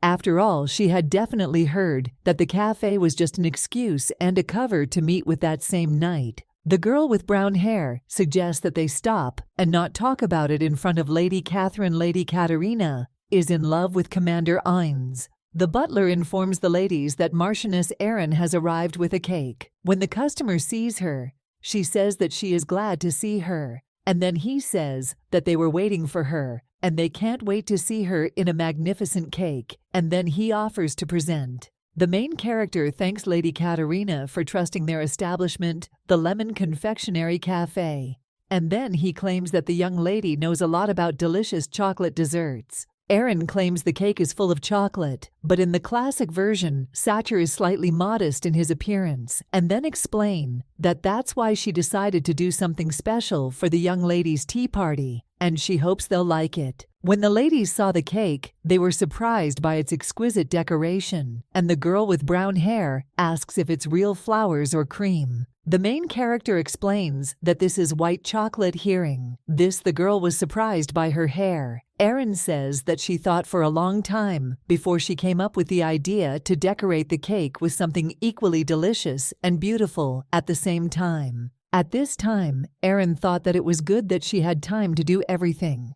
After all, she understands that it was not easy, since at first she did not have the ingredients, and then she remembers that when she opened the door, she saw the bag that she had lost in the evening. She wondered who left her. The girl remembers that only 3 people know about what happened yesterday, and that is His Highness Calix and Melly. The main character reflects on the fact that Melly has gone to bed, which means she should be doubly grateful to Calix. And she wondered how he got into the yard unnoticed, and at that time, she thought that she needed to make the fence higher. Lady Catherine is a little confused because she didn't expect her friends to like the cake so much, and then she thought that she would check if the cake was good. The lady with red hair says that she thought the chocolate would be bitter, but the cake is very soft, and her friend asks how she likes apricot jam in a sponge cake, and then she says that she would eat such a cake every day. At this time, Katerina cannot believe that he is so good. But when I tried it, I thought it was true, since it was a sweet cake, with a slight hint of chocolate bitterness, and it harmonizes very well with the bright sweet and sour taste of apricot jam, and it creates the perfect balance with the rich chocolate flavor. Katerina cannot imagine that Lady Ern made it herself. The main character asks Madame if they liked it. At this time, the customer thought that she actually wanted to find fault and criticize, but he understands that it is so tasty that it is pointless to lie, and then he says that the cake is not bad and even tasty. The Marquise says that she is glad because they liked the cake. One of the women asks if Lady Erin will make her a cake too, and the lady agrees. The lady with lilac hair says that she has a tea party for the next week and then asks if she can order a cake too. Suddenly, Serena comes up to them and says that she also wants to order a cake, and then she says that she has not seen Lady Erin for a long time. The main character greeted the prince's mistress Serena, wonders where Erin has been, and then he says that she also wanted to invite her to dinner, but she disappeared somewhere. The Marchioness assures her that she need not worry, as she no longer lives in the palace, and then she asks if she wanted to order a cake, madam. Serena announces that in 5 days there will be a ball at the Imperial Palace, and it would be nice if the lady made her a cake for this day, and then he says that there will be no end to customers. Erin takes the prince's mistress by the hand and says that she has a great idea, and then she says that she will bake the most exquisite cake for this occasion. Serena turns to Lady Erin and says she's happy for her because she does not suffer from excessive modesty, and then she reports that she was so worried because her affair with the commander and the knights saw the light of day. Then she is ashamed to show herself to people, and he says that the lady lives well, is doing well, and she envies her. At this time, the main character thought that she was the same as before, and sarcasm was caustic, and she also had feigned concern. Erin turns to Lady Serena and says she flatters her, and then asks where she can get to her. After all, she who has been openly for 9 years has been in a relationship with a married man. The main character claims that if she is not ashamed to show herself to people, then she does not understand why she should be. And she says that she won't hide it because it was hard for her, but she was inspired by the courage of Lady Serena. The Marquise reports that for her she is an example of a confident, liberated woman. The ladies were surprised when they heard this, and the main character says that she will make the best cake that she will definitely like. Melly turns to the Marquise and says that the order from Serena is somehow strange for her, and then asks if she thinks this might be a trick. After all, the prince's mistress always plotted against her while she lived in the imperial palace. The lady replies that of course this is a trick and she understands it perfectly, and the maid asks what to do now. After all, she understands that the lady accepted the order and it cannot be cancelled. However, the Marquise calms her down and tells her not to be afraid. After all, she has a rough idea of what exactly she is up to. Melly turns to the main character and says that she doesn't want her to continue to suffer because she understands that the lady has moved out of the palace and is living her own life, but now she doesn't sleep at night because of these stupid orders. Erin explains to the maid that she cannot make a cake for the ball carelessly, and then he claims that the better the cake, the higher will be the prestige of their establishment, and also her prestige. The main character reports that she is tired of being a silent target, and now she is going into battle herself. Suddenly, 2 girls come into their cafe. The eldest of them turns to Madame and asks if she can buy them a cake. The waitress apologizes and then says that they are already closed for today, and then he invites the girls to come tomorrow. The little girl screaming explains that they just want any cake and they will pay and leave.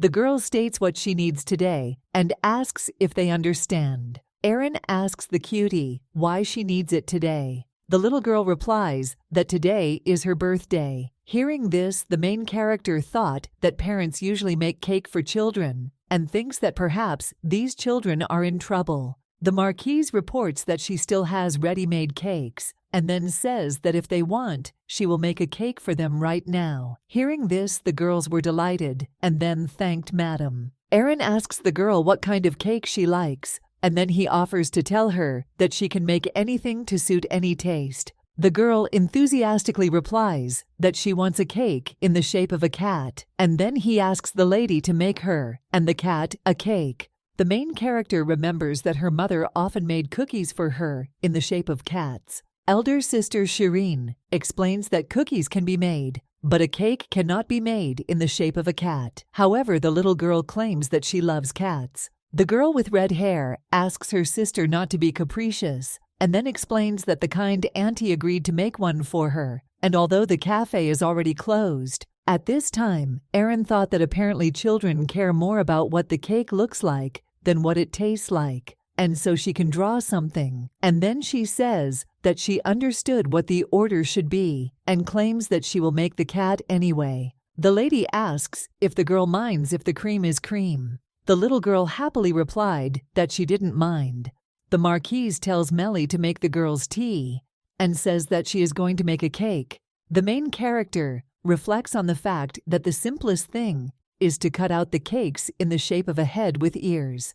However, she understands that she wants to do something special for her child's birthday, and suddenly she had an idea. Aaron thinks that there is such a technique, but she is not sure if she will succeed. After a few minutes, the main character reveals that she tried to make him as cute as possible, and then asks if they like it. When the girls saw what they saw, they were very happy, and then they said that he was very cute, and they also wonder what these cats are for and whether they can be eaten. The marquise explains that it is made from marzipan, and then she says that she has some left after making the petals and offers the girls to take it if they want. The little girls tried a piece and then turned to their aunt and said that it was very tasty. Hearing this, the lady says okay, and then says that she will pack the cake and asks the girls to wait. Big sister asks how much the cake costs. Aaron replies that the cake is made from leftovers, so it will be free. Hearing this, the girl objects and says that she cannot do this since her parents always said that you cannot take something and not pay. Hearing this, the marquise thought that she was a very smart girl, and then he names the price of 1 silver. Aaron says it's dark outside, and then asks the girls if they can get there on their own. The elder sister replies that they only have to walk to Bayard Street, and they work there in a fruit shop, and then she thanks Madam for making such a beautiful cake. The main character thought that she was very sorry that such young children had to work, and that was probably why the older sister was so smart. The waitress reports that she has cleaned up the mess, and then she says that my lady helped the poor children, although her working day was long over, and says that she has a good heart, and then she offers to always be like that. Aaron turns to Melly and tells her that she wants to ask her something, and it's about Serena. And then she says that thanks to these girls, she got an idea. After some time, the maid informs Lady Serena that she has received a letter from the Marquise Aaron. The mistress read a letter in which it was written that Aaron would send a cake worthy of being the decoration of her ball, and she hopes that she will be so kind as to show the cake to the guests. I read the letter, Serena tore it up, and at that time, I thought that Aaron was quite calm for a woman who had been kicked out of high society in disgrace, because she understands that she hates living in the capital while she lives happily ever after and sells her biscuits. The prince's mistress remembers that she sent an assassin, but does not understand where Calix came from and saved her. She understands that His Highness loves Calix, and therefore she cannot reach him, and she doesn't understand why he spends time with Aaron. Serena knocks on His Highness Raymond's office and tells him that she needs to tell him something, and at this time, she reflects on the fact that if she cannot hurt Aaron directly, then she will have to act differently. The crown prince asks what she wants. The lady explains that she is throwing a ball at her estate tomorrow night, and then she really asks him to join her. The young master heard this and does not understand why he should go to her estate, and at this time the mistress thought that he had lost interest in her since the last time he communicated with His Majesty, and she is sure that he will not be able to reject her proposals. Serena turns to His Highness and says that he hasn't been out in public with her for a month, and then he offers to understand her correctly since there are already rumors that she has lost his favor, and then you assure him that he says this no matter how much you worry about him.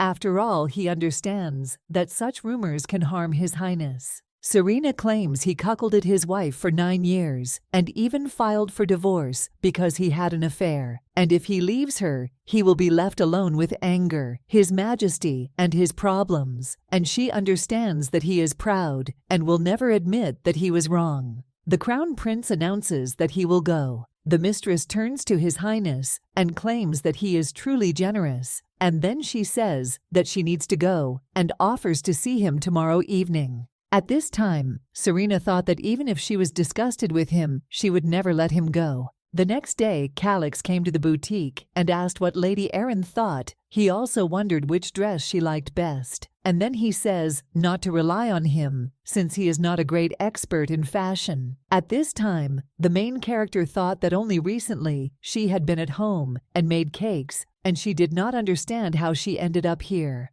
An hour ago at Erin's house, the young master reports that he didn't know it was so difficult. The main character calms him down and says that he doesn't have to help her and suggests not to worry. At this time, the Marquise thought about what she told him, that he could come to the cafe whenever he wanted, but he understands that he comes too often. The lady addresses His Highness and says that their frequent meetings will only spoil his reputation, and asks how he does not understand this. Melly turns to Lady Erin and says that she did what she asked, and then he says that everything is ready to send the cake to the Brennan estate. The Marquise thanked the maid and said that she was on time everywhere, and then he says that tomorrow she will go to the ball herself and invites her to rest after dinner. Hearing this, the girl was delighted and thanked the lady. Calix asks Lady Erin in surprise if she is going to the ball. The girl replies that Lady Serena invited her. The gentleman asks if she has already chosen her gentleman.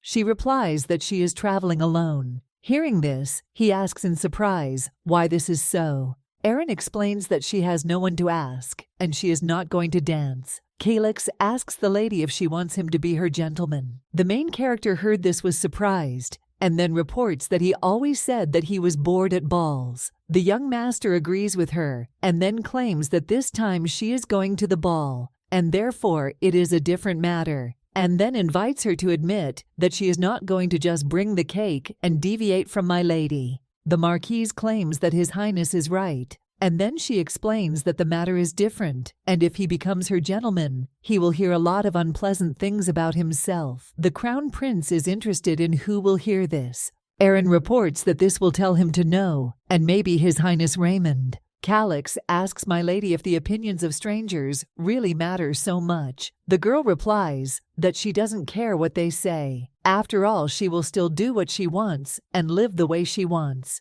The young master says that living a life constantly worrying about what others will think is exhausting, and then asks if she thinks the same, and he wonders if this is why she divorced Raymond. The Crown Prince says that if she wants to know, going out with him has one undeniable advantage. The girl wonders what it is like. The young master explains that his brother's concubine hates him terribly, and if he were near Lady Erin, she would not dare even approach her. The Marquise says that he is right, and then reports that he almost persuaded her and invites His Highness to be her gentleman. Calix turns to the lady and says that he wants to ask her for a favor, and then he explains that it's nothing significant and asks her to go to downtown with him. At this time, Erin understands how she ended up in this place and what favor he was talking about. The lady asks His Highness why he didn't immediately say that he wanted to buy an evening dress. He explains that he was afraid that she would refuse him.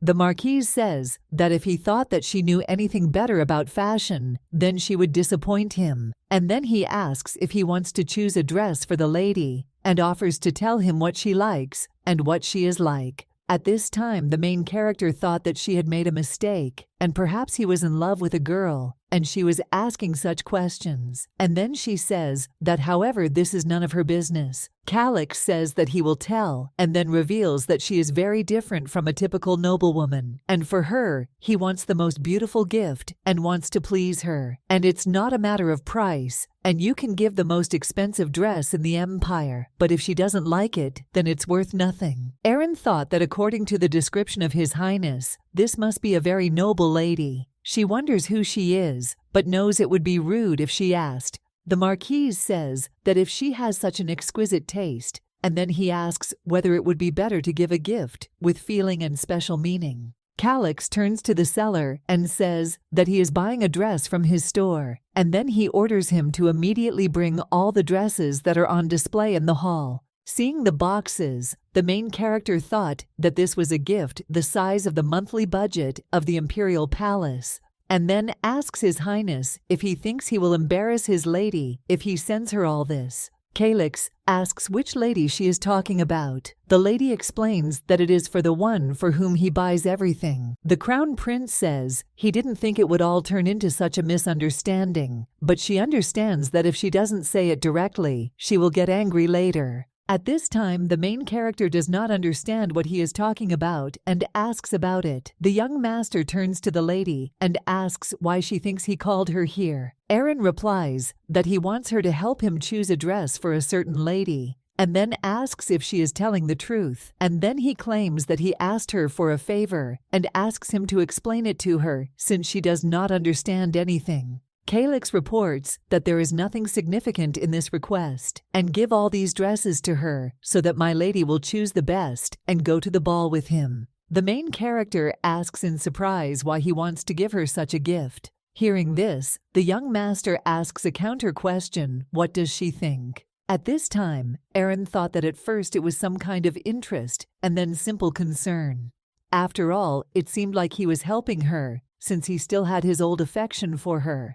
Calix reminds the lady that she promised him something, and this promise was that she would accept a dress from him as a gift. Aaron de Brescia is known throughout the empire as a notorious divorced duchess. The first memories of her are associated with the period when she was 13 years old. Sitting on the summer terrace, the emperor addresses Calix and tells him to behave himself when he meets Aaron. And then he explains that for the first time, he will see the one who will become his brother's wife, and therefore he must remember his reputation and not even think and run away like last time. The Crown Prince remembers that Aaron was already engaged to his brother, and he didn't have the slightest interest in her. The young master sat at the table and thought that he should still run away secretly. The butler addresses His Highness and informs him that the daughter of the Marquise Brescia has arrived. Calix thought so until the moment she appeared in front of him. The nice lady thanks for the invitation and then reveals that her name is Aaron de Brescia. His Highness says that enough of these dry performances and then invites the girl to sit down at the table.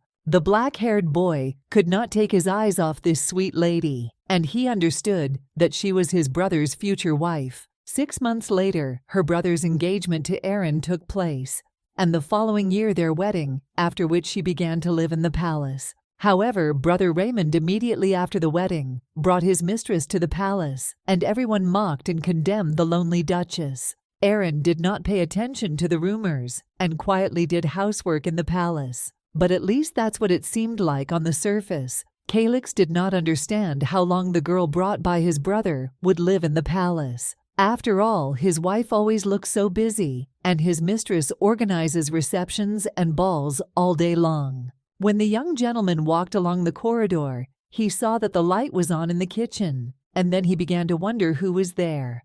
After all, he understood that at this time the servants were already leaving, and it was late. When the Crown Prince opened the door, he saw his brother's wife, and then thought it would be better to pretend that he had not seen anything. Suddenly, my lady heard that someone was watching her, and then asked who was there. Calix realizes he's been spotted, and then walks into the room and asks if she's baking lemon pie. Aaron smiled shyly and said that she suddenly wanted lemon pie in the middle of the night, and then she says that her mother taught her this recipe, and she always said that sweets are a comfort when the soul is heavy. Hearing this, the guy thought that this meant that it was hard for her here, and then he says that he didn't know she could cook. The Marquise reports that as a child, she wanted to become the owner of a pastry shop and open a small establishment somewhere in a quiet place and prepare desserts every day, and this was all her dream. Aaron tells His Highness that she will treat him to a piece of pie,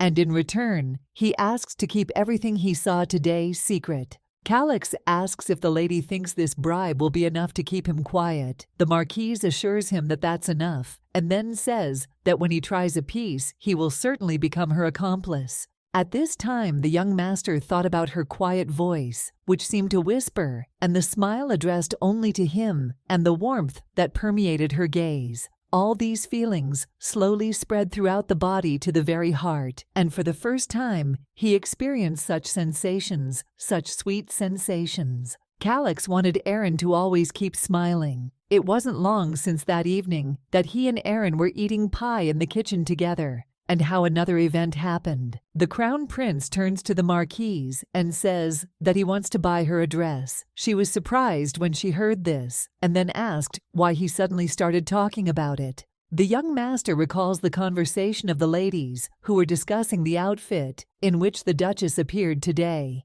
and they also said that the dress was boring without a single decoration, and they even thought that she was in mourning. The lady says that Lady Serena recently received another dress as a gift from the Duke, and there were a lot of precious stones, and she looked much more like a duchess. Hearing this, the Crown Prince understands that he does not want Aaron to be hurt by such words, and then he says that he just wants to give a wedding gift. The Marquise assures him that he has already sent a gift. Calix says it will be a birthday gift. Then, the lady says he doesn't have to please her like that. However, the guy asks her to let him give her a gift because he really wants to give her something. Aaron agrees and says that she will be very happy to accept a gift from him, and then he tells him not to be too expensive. Sitting in his room, Calix reflects on the fact that he doesn't understand anything about women's clothes, and at first, he was going to completely buy the whole studio,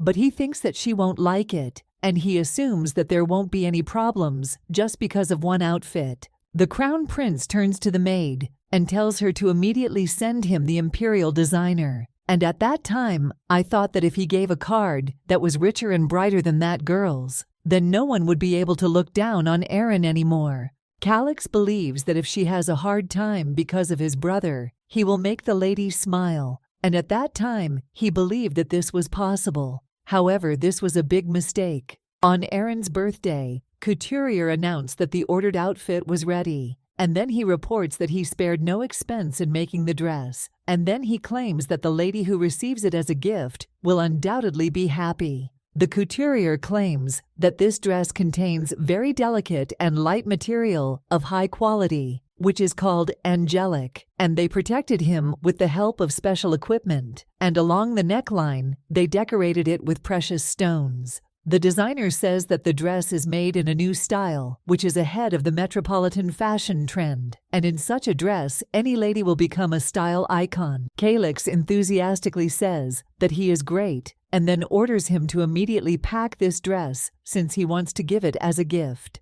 Couturier screaming claims that he has not yet fully listened to her explanation. The Crown Prince reflects that she will probably like this dress because he really wants Aaron to smile like last time, and then he opens the door and addresses the Duchess. At this time, Aaron was examining the dress, and in surprise, he asks His Highness what happened. Calix asks the lady if she received the dress as a gift. The Duchess explains that Prince Raymond gave her a gift for her birthday, and he is very busy, so he sent a maid. And then she asks what reason he came for. The Crown Prince recalls that at the time he felt as if he had been doused with ice water, and he understood that it was immediately obvious that the maid had chosen this dress. But when I looked at the lady, I realized that she was so happy about this gift, and if he gave her now, then she would not smile at any other gift either. The young master says that he wanted to give her a gift, but he didn't come quite on time because he wanted to be the first to congratulate her on her birthday. And at that time, I thought that you were her heart, not him but another person. The Duchess thanks him and then states that the gift does not have to be given and suggests not to worry about it. The girl claims that he specially set aside time for her and then invites her to drink tea. The Crown Prince claims that he just came to congratulate and then says that he has to go. The Duchess suggests seeing each other another time. Calix thought that this was how his first love ended, which he didn't even have time to talk about. After all, he understood that he still did not have time for confession, and from the very beginning, he should not have fallen in love with her. The young master realizes that he was not the only one who had such thoughts. The Emperor asks Calix what he thinks of his brother's wife, and then he reveals that he heard that he spends a lot of time with Erin, and she runs the house, so she's very busy, and he tells her not to bother her too much. The young master explains that he just thought she was having a hard time, so he visited her several times. He reports that the lady does not show it, but it seems to him that she is not entirely pleased with the presence of this lady Serena, and then asks Grandpa if he could kick her out of here. The Emperor claims that if this solved all the problems, he would have done this long ago, but he understands that the problem is his brother. His Majesty explains that marriage in the royal family is not just for love, and so now Raymond is protesting, but he thinks that he will soon calm down, and so he need not worry about Lady Serena. The Emperor turns to the boy and says that one cannot love someone who is already married, and then he claims that this is very bad, and also he thinks that the lady knows it too, and so he had to stop thinking about Erin. Grandfather says that when he becomes an adult, he will meet someone he truly loves, and then he will marry her. Calix reflects on the fact that he wished so many times that these were just passing feelings, and he understood that if he couldn't love her, then he hoped that if he didn't see her, these feelings would go away. And with such thoughts, he left Ruthin. The servant reports that his brother divorced his wife because His Majesty was very angry about this, and therefore returned to the capital ahead of schedule. Hearing this, Calix's elite servants prepare the horses as he is returning to the capital now. The young master muses that he will only meet her once and just check how she is doing, and until she needs his help, he will simply be next to her. Erin asks Mr. Calix why he gave it to her. At this time, he thought that he could say as much as he wanted, that he wanted to help her and was worried about her, but in reality, he understands that he just wanted to be there. However, the Crown Prince understands that these feelings may become too burdensome for her, and then he asks if by chance she doesn't remember the promise she once made, and he says that she promised that she would accept a dress from him as a gift. Calix reports what he wanted to give her on her birthday, but didn't have time, and that bothered him. After all, he understands that she just needs a new dress for the ball, and so he thought it was time to give this gift. At this time, the main character remembers that something like this happened, and then he claims that this is too much and he could have given one dress. However, the young master assures that one is not enough, since then another occasion or another ball may appear, and he invites her to just consider it a gift for all 8 years. Erin says she has nowhere to store it. Calix heard this saying that if this is a problem, then he can empty the dressing room in his house. The girl was surprised and then said that it was not a problem. The young master believes that she no longer needs to live modestly. The main character understands that he is saying everything correctly. After all, now nothing stops her from doing what she loves, and she no longer needs to pretend to be a wise and caring duchess, and there is no longer any need to adapt to someone else's opinion. Erin believes he is right because she understands that this is not a palace, and therefore she can afford a little luxury. And then she says that she wanted to somehow attend a ball in such an outfit, and she would wear these dresses with gratitude. Calix heard this and was delighted, and then she says that she needs to choose a dress for tomorrow and asks which one she likes best. Suddenly he saw Milady laughing and asking why. The girl explains that she just suddenly remembered forgotten sensations, and then he says if he knows that for a long time she could not refuse him anything. Erin says she loved seeing his satisfied face when she did what he wanted, and that's why she never refused his requests. Hearing this, the young master was surprised and then said that he knew nothing about it. The Marquise explains that it's nothing special because he was so sweet back then, and she always imagined that this is what his younger brother would be like. She claims it's a compliment. Calix says that for men, the word cute is not a compliment. Erin says she'll remember it. The Crown Prince asks which dress she will choose, and then she says that the dress they just looked at matches her hair color very well. Brennan Manor Ball Day. The maid reports that she brought the cake that Mrs. Serena ordered. Ya suggests Melly to wait, and then he called the head maid. When the maid approached, Melly asked her to take care that the treat was not damaged during transportation, and then he says that this is a very important one. The head maid assures her that everything will be fine, and she need not worry. After lunch, the main character closed her cafe, and then she began to make entries in the expense book. When she finished, she began to slowly prepare for the ball. Erin examines the dress, and at this time, she thinks that she cannot forget Calix's face. And then he remembers that even as a child, he loved to spend money, and if he liked something, he immediately bought it. The main character thought about all these dresses given to him, and that he would be her partner at the ball doesn't mean anything special. Melly tells Marquise that she gave the cake to the Brennan family, and then asks that if she doesn't mind, he will help her prepare. Erin believes that there is nothing difficult, and she can handle it herself, and then says that now she is not her maid, but an employee of the store. Melly claims that this dress is not easy to put on herself, and then asks what will happen with hair and makeup. The main character explains that she wanted to dress dimly, as for an event in the palace, and she wants her to have invisible makeup, a strict hairstyle, and no jewelry. Melly screams and says that under no circumstances should she do this, and then claims that she should wear brighter makeup than usual. After all, she knows that she will be Miss Serena at this ball, and this time she will probably dress up like a peacock, and then asks her to let her help.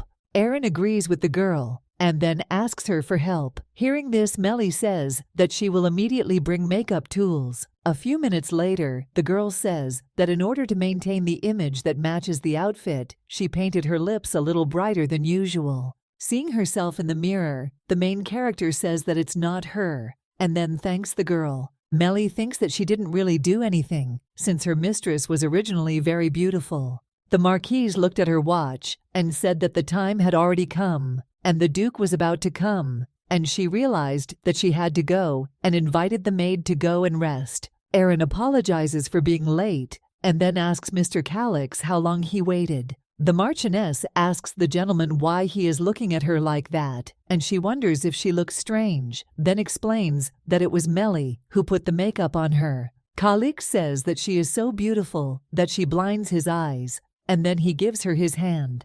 The Marquise says she must tell him the same thing, and at that time, she thought that Calix was in unusual clothes, and she didn't understand why she was a little worried. While at the ball, the prince thought that he was bored and already regretted coming. The butler announces that Duke Ruthen and Lady Brescia have arrived, and when Raymond saw the main character, he was surprised. At this time, the aristocrats, when they saw the Marquise, were surprised, because she was dressed like that and was not immediately recognizable. Erin greets the Duke.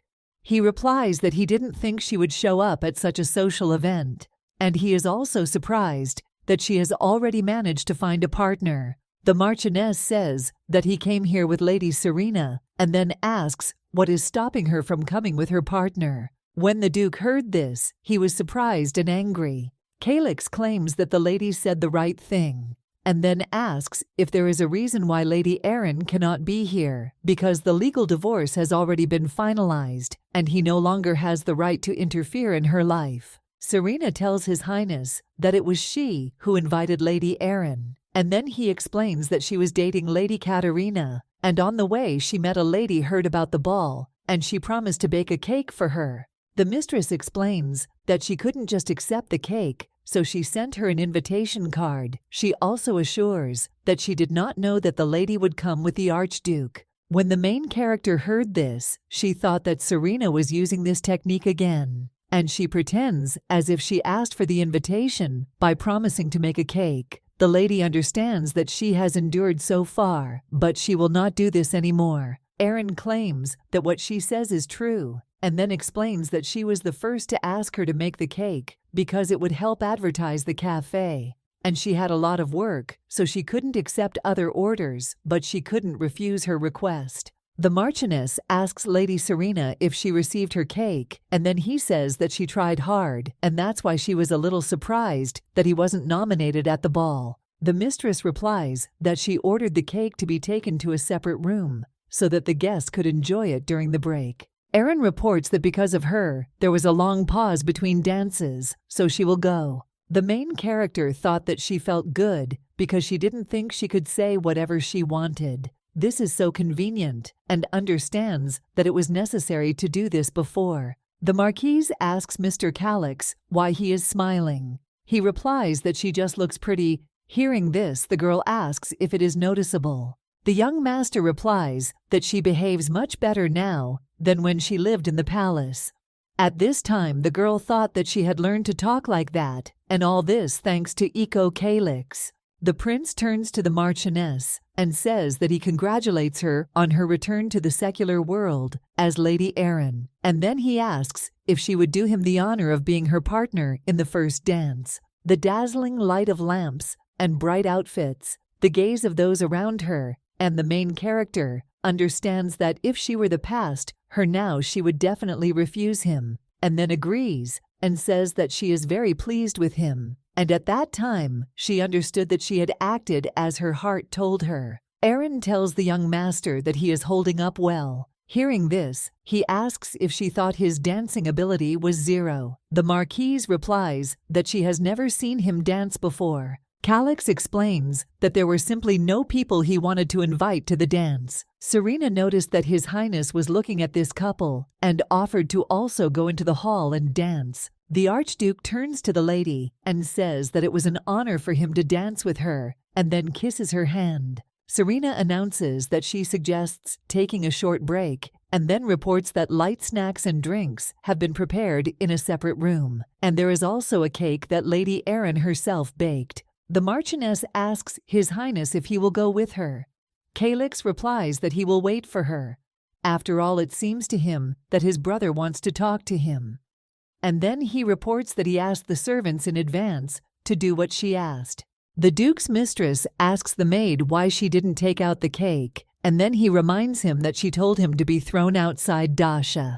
The head maid apologizes and explains that it seems the maid in charge was too busy to forget. Serena turns to Lady Erin and says she's sorry because she should have checked. The Marquis assures that nothing terrible happened. The mistress thanks her for her understanding and then turns to the maid and orders her to open the box quickly. At this time, the main character thought that when the maid opened the box, they would see the cake covered in red liquid, and she assumes that Serena was probably counting on just such a scenario. The Marchioness reveals that she sent it in advance and then asks if she checked it personally. The Duke's mistress heard this and explains that this is the case.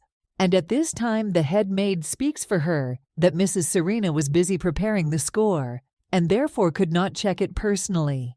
And she brought the box with the cake into the hall and no one opened it. Erin claims that when she sent him away, he was fine, and then he asks if one of the maids made a mistake. The main character says that this is a sample. Hearing this, the Duke's mistress does not understand what she is talking about and asks about it. Erin reveals that she brought him personally since she invited her and thought she could bring him herself. She also says that she indicated in the note that she would make a sample in advance.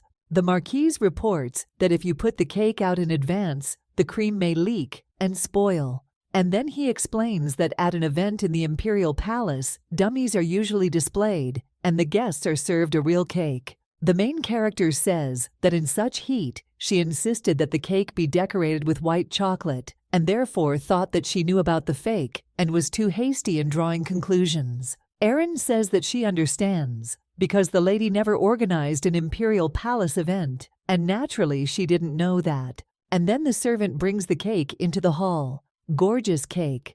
The main character asks Lady Serena if she doesn't mind, then if she can remove the dummy, and then he claims that such disgusting things should be removed immediately. The aristocrats wondered what this beautiful one tasted like, and when we tried it, we thought that white chocolate went perfectly with the biscuit, and she could easily compare with the confectioner of the imperial palace. The lady says that she likes this one better because it is moderately sweet. Aaron asks the Duke's mistress if she liked the taste of the cake. She replies that it's delicious, and then thanks Miss Aaron. Heard this, the main character claims that she called her wrong. And then she explains that in person, it's not so important, but at formal events, it's simply rude to call her Miss Aaron. The Marquise claims that living in the imperial palace, it is necessary to know such rules of etiquette. Calix asks the Marquise if everything has been resolved. She replies that everything is fine. The young master says that she looks pleased.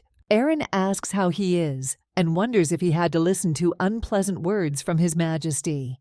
He replies that there is nothing special and then asks what she will do now since the point will not end soon. The main character reports that she will return home. The Archduke says that he will see her off. The Marquise thanks His Highness for coming with her today. He replies that there is no need for gratitude, and then he explains that he himself was interested, and the next time she is invited to a ball, she can contact him because he will willingly keep her company. Suddenly, the girl noticed that they were returning along a different road, and this road seemed unfamiliar to her. However, the young master assures that they are going home to his estate. Hearing this, the main character was surprised, and he asks why she has such an expression on her face. The gentleman explains that after the ball, it is customary to have a light snack and then return home. Aaron said everything correctly, and at that time, she thought that he might have some other intentions, and she understands that perhaps he is too gentle, and therefore his goodwill leaves some incomprehensible feelings. Calix reports that he has already ordered the servants to prepare a small treat, and then he says he hopes she likes it. When the main character saw the table set, she was very surprised, and the young master asks if she likes it. The Marquise replies that this is simply wonderful. The Archduke says that he asked to cook a little of everything because he doesn't know what she likes. At this time, the girl remembered that he said that it would be a light dinner, and she understands that it probably wasn't easy to prepare so much. The Marquise reflects on the fact that he is attentive and caring. His Majesty asks the lady if it tastes good to her.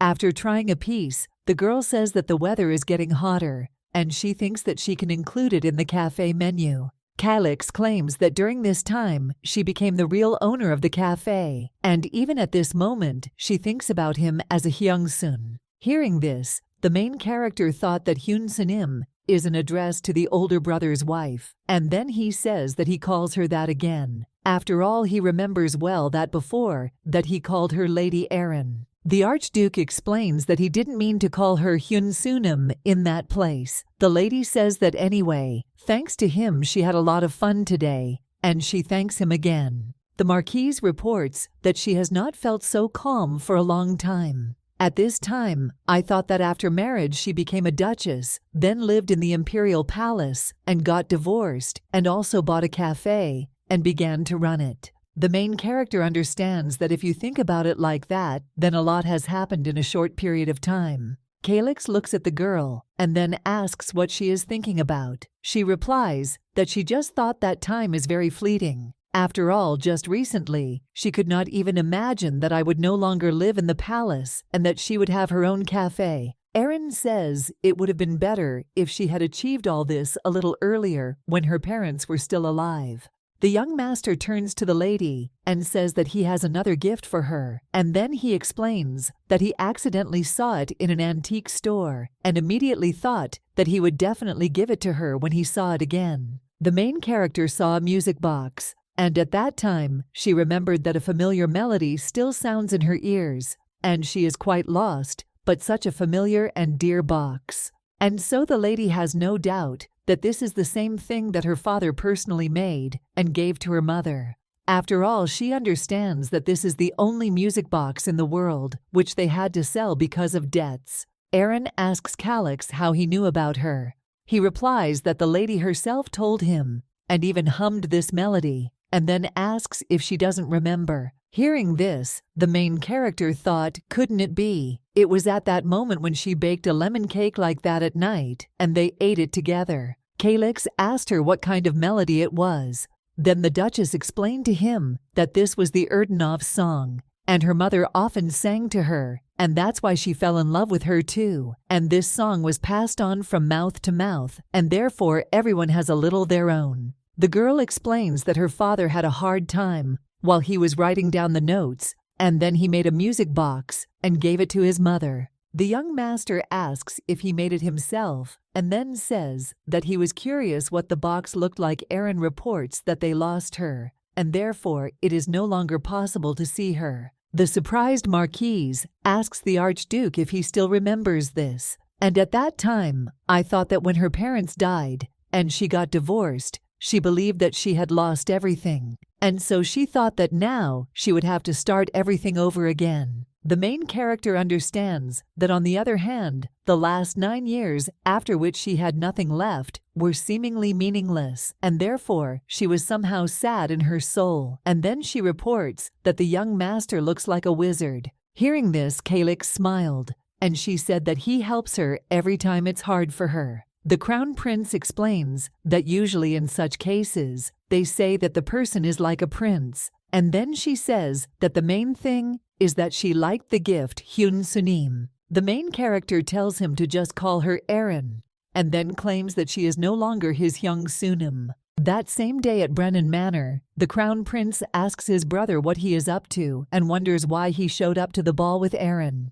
Calix replies that he's a little upset to hear that, and then says that she simply asked him to be her date to the ball. Raymond claims that a woman who knows nothing but the palace structure could not ask him for such a thing. Hearing this, Calix asks what it means he doesn't know, and then he claims that it seems like she seems like that to him. The Crown Prince asks if he wants to say that he knows his wife better than he does. The brother claims that she is Lady Erin, and it is strange to call the person he divorced his wife. At this time, the prince thought that they had got him, and then he comes into Serena's room and asks if she really invited Erin. The mistress wants to explain something to him, but he insists that she should not say anything stupid, and he knows that before that she tried to kill Erin. And then he says that this is the last time he puts up with her antics. Serena explains that she just thought that if she wasn't there, the emperor would allow them to get married. The prince asks if she hopes this old man will change, and then he says that even when he didn't have a bride, he didn't allow him to marry her, and then asks if she's really that stupid. Raymond talks about how he warns his lover not to touch Erin again without his permission, and then walks away and leaves her alone. After that, Serena became furious, and she, screaming, said that she didn't understand who she was, and he himself said that he was tired of Erin, and then she breaks the furniture in her room. At this time, the chief maid comes into her room and addresses her mistress. She says she shouldn't be so angry because she'll figure something out. Hearing this, the lady asks what she can do if the Duke said not to touch her. The maid asks how about changing the method. Hearing it's Serena, he asks what she means. The maid says that they should just make her leave the capital on her own, and then asks if that's the case. At this time, Calix put the lady in the carriage and then asks if she will definitely get there alone. She replies that she will get there since he presented an escort to the carriage, and then reports that he is too worried. Erin thanks the prince for tonight and says that if he comes to the cafe, she will treat him to a delicious dessert. The Archduke replies that he will look forward to their next meeting. The servant tells the lady that they have already arrived, and suddenly the girl saw an unfamiliar carriage standing in front of her cafe. Raymond gets out of the carriage and says that she has finally returned. And at that time, he looked at the carriage with the Reunited seal and thought that it had been in the Calix estate all this time. Erin asks the Crown Prince what brings him here. He asks her to give him a little time, and then they go inside the cafe. The Marquise asks what business he has with her, and then she says that it's already late, and she would like to end this conversation as quickly as possible. The Duke says that he heard that an unpleasant situation happened to her at the ball today, and he understands that she was bothered not only today, but for a long time, and so he wants to calm her down and tells her that this won't happen again. Raymond claims that if this happens again, then she should tell him and should not tolerate it. Erin wonders if this is all he wanted to tell her, And at that time, I thought that she endured all this because of him. And then she says that if that's all, then she asks him to leave because it's late and explains that she has a lot to do at the cafe tomorrow. The Duke asks the girl to wait.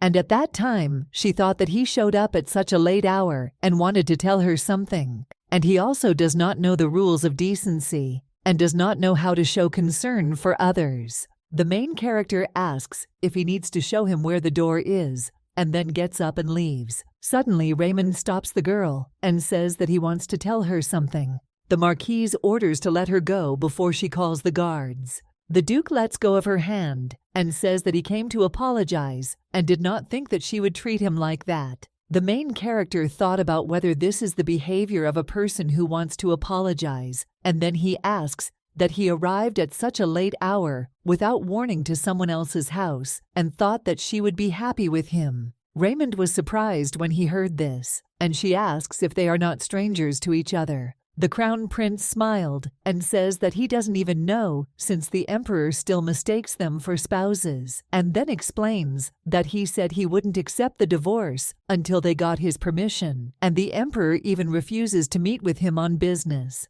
The Duke says that she must go with him to the palace, and at that time, the main character understood why he came to her. And he's a man who doesn't care how Serena treated her, and she knew he wasn't the type to apologize. Erin asks why she has to go there at his request. After all, she understands that the legal part has already been completed, and the Emperor did not tell her anything separately, which means he recognized their divorce, and he promised that he would not insist on her return. The main character says that he started the divorce process without his permission, and thereby angering his father. This is his problem. And then he explains that she is not obliged to come to the palace with him. Raymond was surprised to hear this, and then asked why she was talking to him like that. He says that the lady agreed too, and then asks if she is trying to take it out on him. The Crown Prince claims that Calix told him everything, and she was the first to invite him to be her partner at the ball, and then asks that if she makes him angry, she will remain satisfied.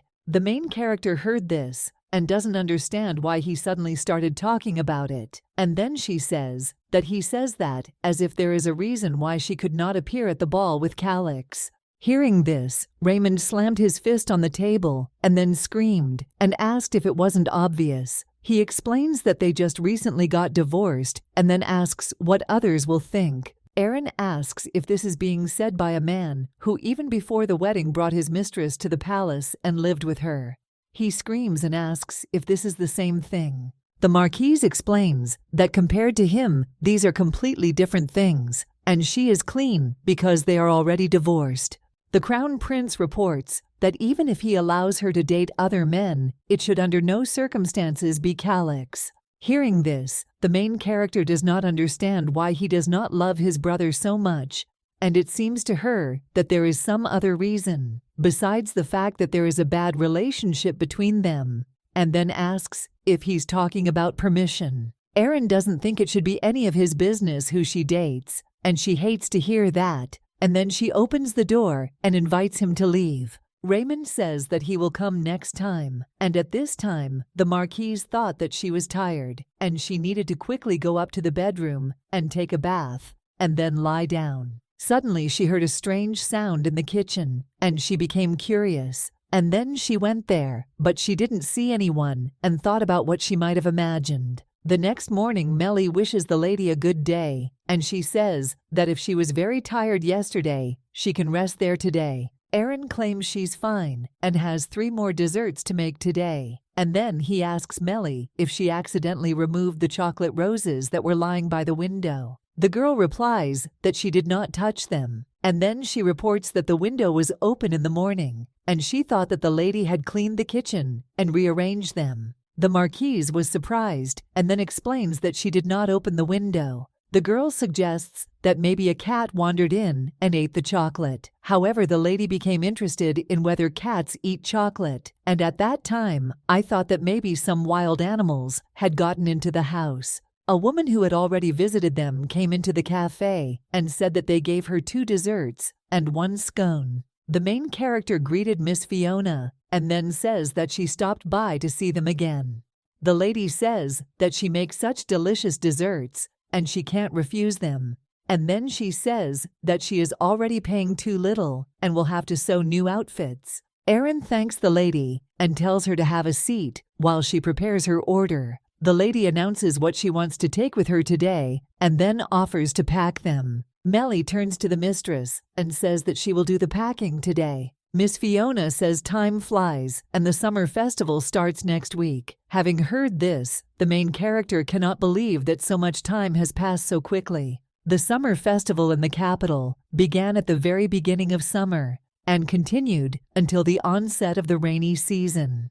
During the festival, the night market on the embankment was very popular, where traders from different parts of the empire waited and brought strange goods. Such a holiday was mainly attended by commoners, and therefore after Erin began to live in the palace, she did not have the opportunity to personally visit it. And at that time, she thought that now she didn't need to think about what others would think. Fiona asks the Marchioness if she wants to see the festival. She replies that she would like to watch, but doesn't know if she will have time. The customer asks who she wants to go there with. The Marquise reports that she was simply planning to go there alone. Hearing this, Fiona claims that it is not interesting to watch the holiday alone, and then he asks if she has any male acquaintances who could accompany her. At this time, the main character thought that she loved rumors. Erin remembers Calyx and that he said that if something interesting happens, then let her be his testament. However, she understands that she cannot invite him, since it is not proper for the Duke to appear at events for commoners. After all, wherever he goes, he will be noticed everywhere. The Marquise thought that if she proposed to Melly, she would like this idea and spend the day off with her boss. Suddenly, a man comes into the cafe and asks if the lady is the owner of the cafe. Erin is interested in how she can help him, and at that time, she noticed that he has a brooch with an embroidered tower and seems to be a low-level official. The man says that he is the manager and is responsible for this area, and therefore came to check the sanitary conditions.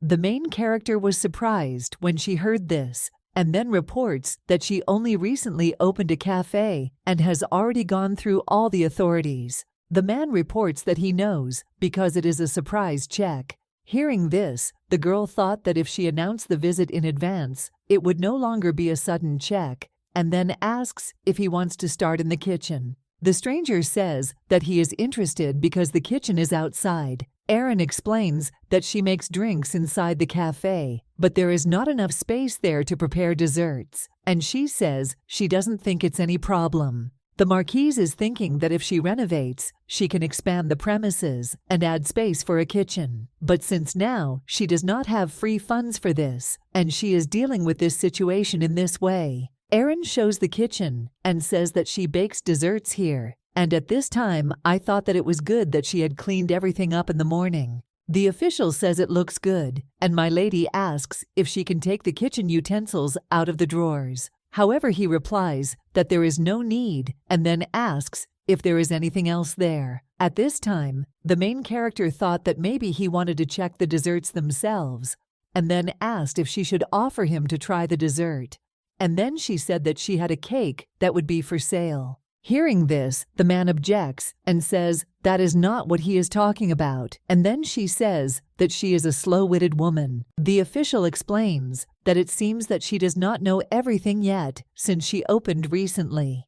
And then she says that if she wants to do business in the area, she must put all her effort into it. And he tells me about these desserts and about another effort that will immediately become clear to her. Erin heard this and understood why he came to her, because he understands that for a sudden check, he is too indifferent to the state of the cafe itself, and unlike other inspectors, he does not have any documents or a notepad with him. The man reports that he cannot write a good review about her cafe without a sign that will express her good faith, and then asks what she will do if the terrible unsanitary condition of the cafe is indicated. The main character asks in surprise if he demands money from her. The examiner reports that she is finally beginning to understand him, and then he says that money is not bad, and if you don't have cash on you, then jewelry will do. The marquise reports that she understood what he meant, and then he says that she doesn't have a single penny with which she could bribe him. And then he says that if he didn't come to check the sanitary conditions, then he can leave and write what he wants in the report.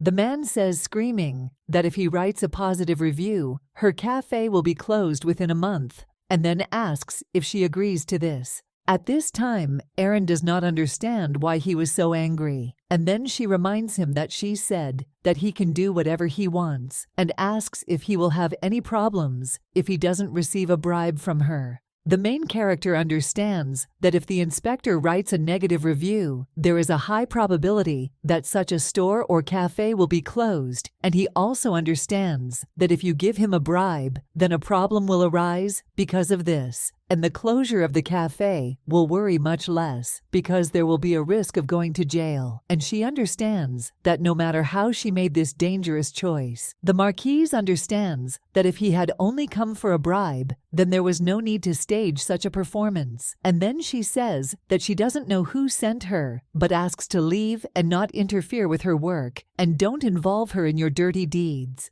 Hearing this, the man screams and threatens that she will regret it. And at this time, the main character thought that apparently someone paid him, and there was only one person who could arrange this. Aaron remembers that Serena embarrassed herself at the ball, and she just can't calm down. The main character asks Melly how long she has been waiting for her, and she wonders if there was a lot to do while she was gone. The girl assures that everything is fine with her, and then he reports that when the inspector came out, he had a very dissatisfied face, and then asks what happened. The marquise explained everything to her, and when the girl heard this, she was surprised because she doesn't understand where such people come from. Aaron says that she has heard that sometimes this happens when inspectors take bribes from store owners, but she didn't think that such a thing would come to them. Melly asks if Miss is okay, and then suddenly asks if he really will write a bad review. The main character says that nothing will happen since the owners also have a chance to speak out in their own defense. And then he says that he will need to go to the department and tell them all before they issue an order to close the cafe. The girl suggests that maybe someone bribed them too. She wonders if they can ask people they know for help, and then he says what needs to be said to the Duke because he will quickly solve everything. Aaron believes that she owes too much to Calix and therefore would not like to ask him for this. Hearing this, Melly suggests turning to Mr. Ines. After all, he understands that he is the head of a knightly order and probably has many acquaintances in management. The girl reports that last time he sent a gift, and besides, he is her friend and will not refuse help. Ines comes in and explains that there was no one behind the counter, and he wanted to check if anyone was there, and then asks if they talked about him by chance. Aaron says they haven't seen each other for a long time, and then asks how he chewed and whether he was very busy. The young master explains that he is doing well, and then asks how she is. Ains reports that they say she was at the Brennan estate ball yesterday, and then he says that he accidentally heard about this, and therefore was a little worried about her, and came to check on her. Hearing this, the main character thought that rumors about yesterday had really spread so quickly, and then he reports that she is fine, and nothing special, everything has already been resolved, and he assures that on the contrary, we need to worry about Miss Serena. Ains says he doesn't understand why she's still torturing Aaron. The marquise replies that she herself does not know why she behaves this way. After all, she finally got Raymond just like she wanted. The lady asks if he came here just to ask this, and then claims that he has always been caring. A childhood friend reports that, to be honest, there was something else he wanted to talk about, and then asked if she would mind going to the summer festival with him. Hearing this, the marquise was surprised. The young master explains that there is no hidden meaning and that a lot has just happened lately, and he thinks it would be good for her to unwind a little. Ian says that if she doesn't want to, she can refuse. And then he reports that he thought that her appearance with him, on the contrary, could cause unpleasant rumors. Aaron reveals that she is ready to go with him, and then he says that she too has not walked around the evening market for a long time, and if he doesn't mind, then they will go together. The Marchioness understands that bad rumors may spread as he said, but reports that she has decided not to worry about it anymore. Melly comes into their room and screaming addresses her mistress, and then she says that a letter has just been delivered and some gentleman wants to invite her to a tea party. Ines asks if Count Florence wrote this letter. The letter says that the gentleman heard that recently her unusual cakes have appeared at several receptions, and he understands that it is so late to send invitations, but it is completely polite. And then he asks if she could grace the tea party that will take place tomorrow at his house with her presence. Erin says that it seems that the invitation was sent by the Count's wife, and she writes that she has a request for her. The young master asks if she knows her. The Marchioness replies that she does not know her and has seen Count Florence several times since he works in the Imperial Palace, and his wife hardly showed up at events, so she never saw her, and most likely her request is related to the cafe. Enz asks the lady if she wants him to come with her, and then he explains that he just has time tomorrow, and if it's okay, he would like to accompany her. The young master says that he will be able to help her if something unexpected happens. Erin agrees that he accompanied her. The next day, Erin came to Florence's estate with Ines. The butler informs them that they are honored to visit and then suggests that they come as their mistress is waiting for them. Erin thanked the lady for the invitation. However, the Countess claims that she is grateful to them for honoring them with their presence. Ines says that as far as he understands, she is having a tea party, but does not see the other guests. The Countess explains that she has a favor to ask of them, and that is why she invited only them. And then she says that tonight she plans to leave for the capital for 2 weeks. That's why I dared to be rude and call them in such a hurry. Erin reassures her that there is nothing wrong, and then she says that she brought Madeline cookies and cake for her, and she hopes she likes it. The Countess thanks the lady and says that there are rumors about her desserts, and she has long dreamed of trying them. Hearing this, the main character was surprised, and the lady said that she bakes very unusual and delicious cakes. The Marquise says there is nothing unusual about them. The Countess says that many in the capital would like to order dessert from her, and naturally she is among them. And then you tell her that in 3 weeks there will be a ball in honor of her birthday, and she would like to order a special dessert. And then you explain that this is her request to her. Erin asks what she means by special dessert. The lady wonders if by chance she was in the southern lands of the mainland. The lady replies that she was not there, and says that the kingdom of Artion is supposed to be there. And then she reports that she heard that they opened the borders not so long ago because of the war with the Empire. The Countess says that she said everything correctly, and then reports that she only had the opportunity to visit the south coast once. Hearing this, Ines asks the lady if she was in an enemy state. The lady explains that this happened when she was very young and did not understand much. The main character wonders what this special dessert she talks about tasted on these lands. And at that time, I thought that she didn't know what desserts they eat in the south. The Countess reports that a few days ago she purchased jasmine flowers, and she doesn't know whether they make tea from them or put them in food for flavor. Erin says this is the first time she's seen jasmine flowers, and the woman says that it was acquired in the lands of the south, and she doesn't know whether she is aware or not, but her mother comes from aristocratic families, the kingdom of Artion. The lady explains that in order to avoid the evil glances of others, she was officially introduced to the society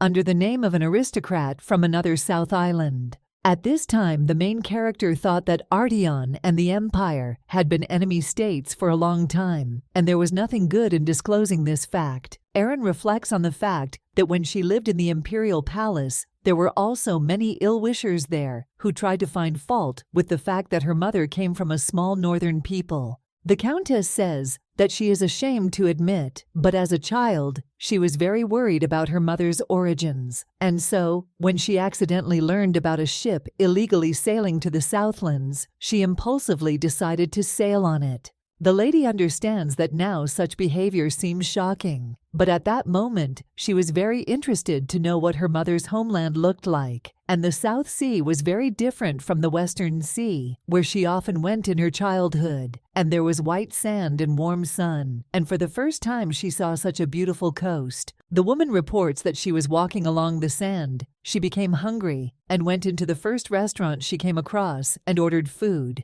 And she didn't like this foreign food, which was spicy, salty, and seasoned with 2 fragrant herbs. The Countess says that she tried one dish and still cannot forget the taste of that dessert B, which had a refreshing and sweet taste of peaches white cream, and pieces of clear jelly underneath, and a sweet floral aroma spreading across the palate with every bite. The woman reports that she ordered 3 servings of dessert, but could not understand what kind of ingredients were included in it, and since she did not know the local language, she could not ask the owner. Aaron asks if she's talking about cream by any chance. The lady objects and says that that cream was tastier than cream, and she has the feeling that it is congealed milk and almost completely lacks the characteristic sweet taste. And then he says that it's all in the shape of a tree leaf, and then asks if she knows what kind of dessert it is. The Marquise replies that she cannot even imagine, since the white cream is unknown and it is unclear what it is made of, jelly and floral aroma. The woman says disappointed that's what she thought, and then she says that she accidentally found out about the seasoning that is used for this dessert. The main character asks if this is jasmine. The Countess says that she said the right thing. And then he says that beyond Arteon there is the Southern Sea, and beyond it stretch foreign lands where this flower grows, and after the end of the war with the South and the resumption of trade, he was brought to the capital.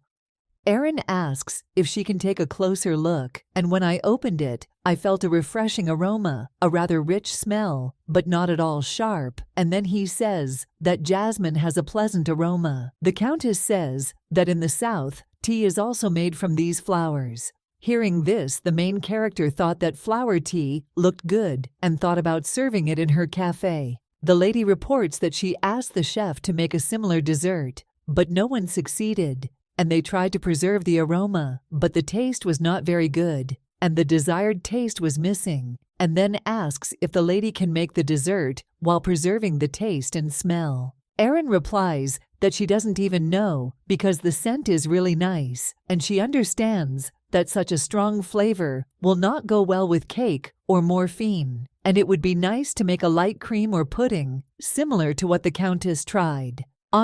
She has at least some information about the white cream. The Countess replies that she tried different types used in preparing desserts, but they all differed in taste from what was needed. The young master says that it is likely that it consists of ingredients that are difficult to obtain in the empire.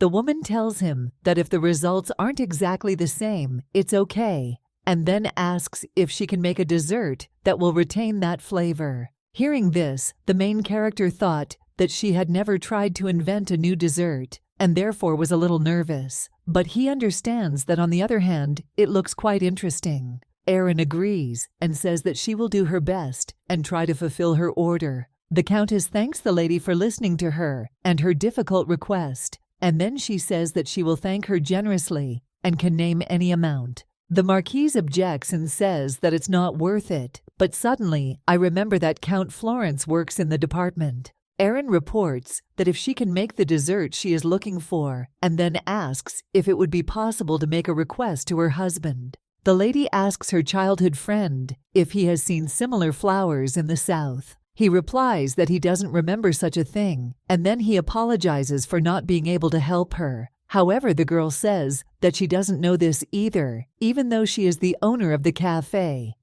He will help her with something else. The lady asks that he could sometimes stop by the cafe and conduct a tasting of her desserts. The young master replies that he will be happy to comply with this request, and then he says that he will come every day after work. Having heard this girl, she says that it's enough to just come in sometimes. And at that time, I thought that he was quite handsome, and he was not thinking about marriage. Erin reflects that Ines probably receives a lot of good offers.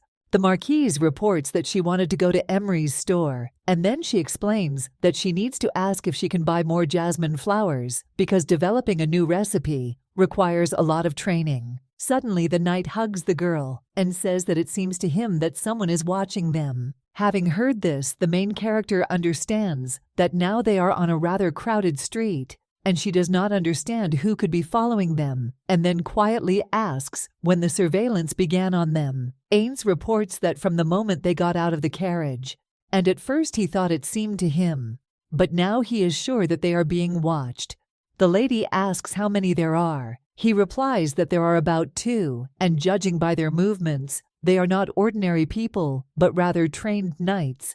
The main character thought that these could be people from Serena. However, she realizes that she does not have enough power to involve the knights, and she doesn't think Prince Raymond would risk his reputation again. The young master says that he doesn't think they intend to harm them in any way, and then asks the lady what they will do. The marquise suggests leaving everything as it is, and then says that if they are just watching them, there is no need to run away from them, since they will not be able to do anything in broad daylight. And then she says that she has one guess. Hearing this, the gentleman wonders what she is talking about and asks about it. However, the girl replies that it's nothing serious and then suggests moving on. Erin's store told her that the jasmine leaves were sold out, and the seller claims that recently there has been a great demand for goods brought from the south. The lady asks when the next delivery is expected. He replies that he thinks it will take more than a month. Hearing this, the girl thought that the countess's birthday was in 3 months.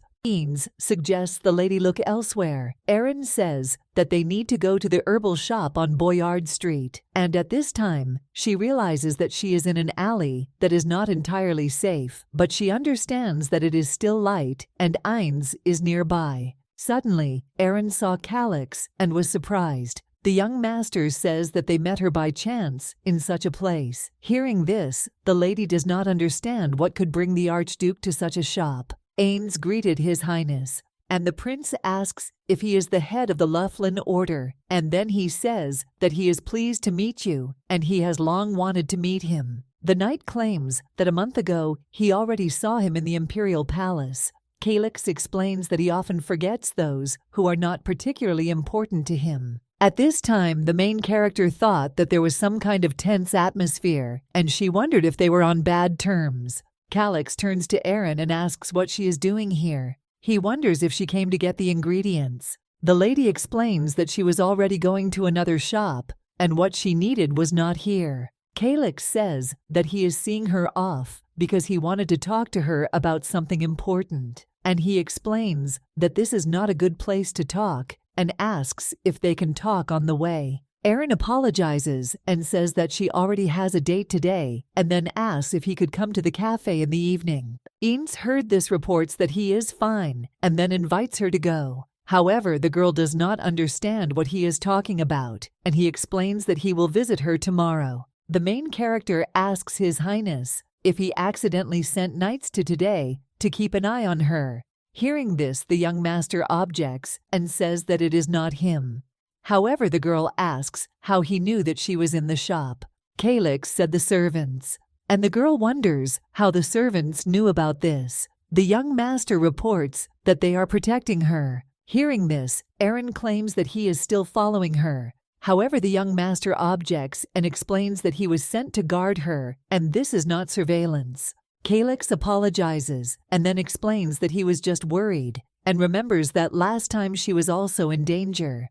The girl thanks him for his concern, and then says that Ains was with her today. Hearing this, the young master says that he did not know that Commander Lefnin was such a capable knight, and he would have to be tested in a duel somehow. Erin doesn't understand why he suddenly became so unhappy, and then asks what important matter he wanted to talk about. Calix asks if her brother happened to come to her cafe. She replies that he came in the evening after the ball, and then asks how he knew about it, and she wondered if he was really watching her there too. The prince wonders what they were talking about. The lady explains that they did not discuss anything special, and he asked to go with him to the palace and asked the emperor for permission to divorce, but she refused. The Archduke asks if this is all. He also said nothing more about being interested. The main character replies that he immediately left and then asks about it again, whether he wanted to talk to her. Calix explains that there is still something very important, and then he says that next week they will open a night market and asks if she would like to go there together. Hearing this, the main character asks if he had any important conversation. However, the young master claims that this is very important. The lady explains that she has already agreed to go to the night market with someone else. Calix says that he already guesses, and this gentleman will be Lefnin, and he believes that she will be safe with him. The prince says that he turns out to be with the head of the order. There is nothing to do that he can afford to go to the market. I heard this girl think that she had the feeling that he was speaking slightly mockingly. When they arrived at the store, the salesman asked what she was looking for. The lady wonders if they happen to have jasmine flowers. He replies that they usually sell it, but recently everything was sold out, and now there is nothing left. The man shows all the herbs that were brought from the southern lands, and then they explain that he didn't order many because he thought they would only be used to make perfume, and that the perfume store actually bought them. Erin says she's sorry and knows there's nothing she can do, and she thought that she could barely find a place where they sell jasmine, and they didn't have it in stock here, and that's why the night market remains, and if it's not there, it will be difficult to prepare dessert. Suddenly, the girl saw a bottle with strange petals, and she became interested in it. After all, this is the first time she has seen such dark leaves. When Erin opened the jar, she smelled a strange smell and thought it was agglutination. But he understands that the picture is too clear for agglutinations, and then she asks the seller what it is. The man explains that these are leaves that were brought from the Black Forest, and he liked the smell, and so he put them up for sale, but no one buys them. At this time, the main character thought that she had never been to the northern lands, and she was a little sorry to just leave, and then she pulled out coins and said that she would buy them. Calix says that the lady did it quickly and then asks if she came to this shop for this. Erin replies that she hasn't found what she needs, but the flowers can only be purchased abroad and look like they've run out of stock. The prince asks why she needed such rare flowers. The girl replies that to make a new recipe, she needs more jasmine flowers, but it is impossible to buy them anywhere, and then they explain what she needs to bake for the countess. The main character explains what she would like to make, but has not yet been able to figure out what kind of dessert it is, and she does not have any recipe. And then she turns to Calix and asks if she could make a request to him. When they arrived at the estate, the young master said that she could use this passage to quietly enter inside and then leave. At this time, Erin thinks that she could get permission to enter, but this also takes time, and she understands that only members of the imperial family can freely enter the imperial library. Entering the middle, the girl was surprised because she saw a lot of books, and she believes that books related to Artion, most likely because the southern lands there were the enemy of the empire for a long time, and therefore there were restrictions on the spread of this culture. Erin thinks I don't need a book about Southland cooking and recipes because she thinks she might be able to find some dessert clues there. But after reading several books, she did not find either a recipe or even the slightest useful information. The lady is a little disappointed, as she had hoped that she could at least figure out a way to use jasmine. And at this time, she realizes that she has no time at all. Well, suddenly, she saw a book that talks about the people of Irdan and about desserts from different regions. Calix asks the lady what she is looking for there. She replies that she is looking for books about cuisine or food traditions of the southern lands, and she is trying to find the recipe for the dessert that the countess talked about, but understands that it is still to no avail. The young master asks what this dessert looked like, and then he reports that he also tried a lot of the local cuisine when he was in those parts. Hearing this, the marquise was surprised, since this is a hostile state, and she understands that citizens of the empire are prohibited from traveling there, and then asks how he ended up there. Calix answers that in a similar way. As the countess hearing this, the lady asks if he really went there secretly. The young master explains that no one revealed his identity and no problems arose, and at that time I thought that if he told her even more she might quarrel with him. Aaron asks if something happened to him there. He says that he understands that he behaved too frivolously. The Marquise wonders why he is smiling, and then explains that she is now talking to him seriously. The guy explains that he likes that she worries about him, and then he says that from now on, he will return safe and sound, even if he goes to a dangerous place. Hearing this, the main character objects and says, "It is best not to go to dangerous places." Calix states that they strayed from the main conversation, and then asks what that dessert looked like. Aaron explains that it was a white cream on a dish of leaves, and there was something inside that looked like jelly and smelled like jasmine. Then she asks if he knows. The young master says that it seems to him that he tried this at the bazaar of the Southport. Hearing this, the Marquise thought that this was exactly what the Countess was talking about. The prince says it was not cream. Well, suddenly they heard that someone had come to the library, and the young lady offered to check it out. Calix grabs the girl's hand, and then they hide in the corner.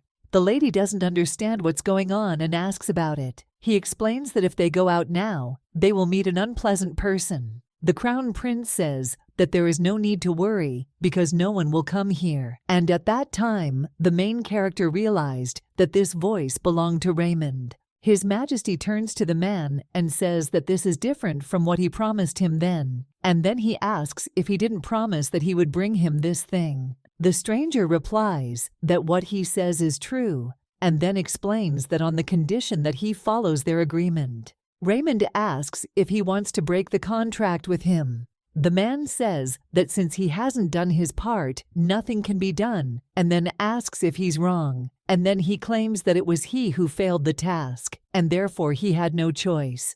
The crown prince says that's enough of this talk, and then claims that they were never together anyway. And he believes that if he wanted to break the contract, he would not have come here in person. The man says this is true, and they can't just give up on someone as precious as him. At this time, the main character thought that Raymond had secretly made a deal with someone, and nothing was clear, because they were not talking about the main thing. And then she turns to Calix and says that they suddenly decided to hide, and that's why the situation has become even stranger, and now they can't get out. The young master explains that apparently his brother is engaged in an important conversation, and it would be rude to interrupt him. However, he understands that eavesdropping on other people's conversations is also impolite, and then he says that it looks like they are leaving. Aaron thought that everything happened so unexpectedly that she didn't even pay attention, and she and Calix were so close that his breath tickled her ears. When they left, the Marquise pushes the gentleman away and says that now he can let her go, and then she quickly leaves. Suddenly, she caught the rack with her dress, and it almost fell on her if Calix had not stopped him in time. Raymond heard some strange sound and then decided to check it out and saw them, and he wondered what they were doing there. The crown prince states that he won't stand for this and then asks if they know what this place is. Aaron tells him to wait, then tells him it's a misunderstanding. Hearing this, Raymond asks what he saw then, and he wonders how she dared back in the imperial palace. At this time, the main character thought that as before, he did not want to listen to her, and then he asks who brought his mistress to the palace and lived with her. The crown prince says that she is again at her best, and then he explains that having a mistress is quite common among aristocrats or members of the imperial family, and he wonders how much longer she will make noise around this topic, and then he claims that he will stop acting like a little child. Hearing this, Aaron thought that she wondered if for 9 years he had ever perceived her as a person on the same level as him. And then he says that it looks like he misunderstood something, and she claims that she is not his property, not only now, but also before when they were spouses. The Marquise invites the crown prince not to try to control her behavior and interfere in other people's personal lives. Hearing this, Raymond became very angry, and then he wanted to say something to the girl. At this time, Calix stands in front of the lady and says that he may be his big brother, but he will not allow him to insult Aaron. At this time, the crown prince smiled and then asked how dare he open his mouth in front of him. Calix asks if he will run to his grandfather and report everything to him. And then he claims that this is not beneficial for him, since he will have to tell about the secret conversation in the Forbidden Zone. Hearing this, the main character was surprised because she did not understand what they were talking about. Raymond says there's no point in arguing with him, then turns around and walks away. Aaron asks the young master what he just said to his brother. Calyx doesn't understand what exactly she's talking about. The girl asks, since when this is a restricted area. The prince explains that recently, and then he says that now even members of the imperial family can only enter with permission. Hearing this, the marquise says that she should have said this right away. Calyx claims that it was her request, and he thought they could quietly go in and quickly find the information they needed. And then she asks for forgiveness for having to listen to all this from her brother. However, the girl assures that it is not his fault and he is not to blame for anything. Aaron asks the young master who was with Duke Raymond. The young master asks the lady if she would be sad if her brother suddenly died. Hearing this, she was surprised and asked what he was talking about. The prince explains that simply if we assume such a situation, that something will suddenly happen to his brother. At this time, the main character thought that the war with the southern lands was over, and the political situation had stabilized, and she did not understand why he suddenly started talking about it. And she wondered if he really had plans for the throne, since it seemed to her that Calyx was not interested in power. Aaron wondered if she would be sad if Raymond suddenly died, and then she replies that she thinks she will be happy, and she doesn't have the slightest interest in the Duke's life, and explains that it's even a pity to waste time on such conversations. The main character turns to the young master and says that she does not want him to put himself in danger, and she also doesn't want anything to interfere with her business, since this is her long-time dream, and she opened a cafe quite recently. Calyx claims that he will protect her so that nothing happens to her and her dream. Hearing this, the main character realized that he had misunderstood, because she meant that he should not get involved in adventures, but he answered like that. Aaron invites the prince to tell him about the dessert he tried in the southern lands, and then reminds him that they were just interrupted there. Calyx explains that it was not cream, and that it is a fruit that grows in overseas countries. Hearing this, the lady was surprised, because she understands that he cannot be found in the empire, and if you order it, it will probably get spoiled on a ship that takes more than a month. The young master calms the girl down and tells her not to worry, and then explains that these fruits can be transported over long distances. Aaron asks if he happens to know the name of this fruit. The prince replies that he does not know the name, but he thinks that if he sees it, he will immediately recognize it, and then asks if she wants to go to the night market during the summer festival. The marquise asks if he really doesn't know its name. Calyx wonders if she doubts his words, and then he explains that he tried it by accident and only remembered it by sight. The main character says that she is going with him to the night market. Hearing this, the guy asks, "What about the head of Lefnin?" The marquise replies that she can go with him another day, and then says that she cannot break her promise. Aaron says they better clean up the mess quickly and leave, and at that time, she thought that she needed to find another way to get jasmine flowers. Suddenly, the girl reports that she has found a man who has a lot of jasmine, and he believes that this is the emperor because he loves tea and is always looking for some unusual herbs. The lady says that she heard that in the south, they make tea from jasmine, and the emperor was just in Arteon and probably brought a lot of different teas with him. The marquise thinks that she should write to His Majesty's senior servant and get some tea from him paying for it. Calyx says that he will deliver the letter because he thinks it will be faster. Hearing this, the girl was surprised and then said that she was uncomfortable asking him for such a thing. The prince says that it is not difficult for him since he is always happy to help her, and then it is said that if something happens to her, she can tell him about it first. The young master looked at the lady and then asked what was wrong with her. She explains that she suddenly remembered their teenage years, and then he says that he can't even believe that they have become so grown up.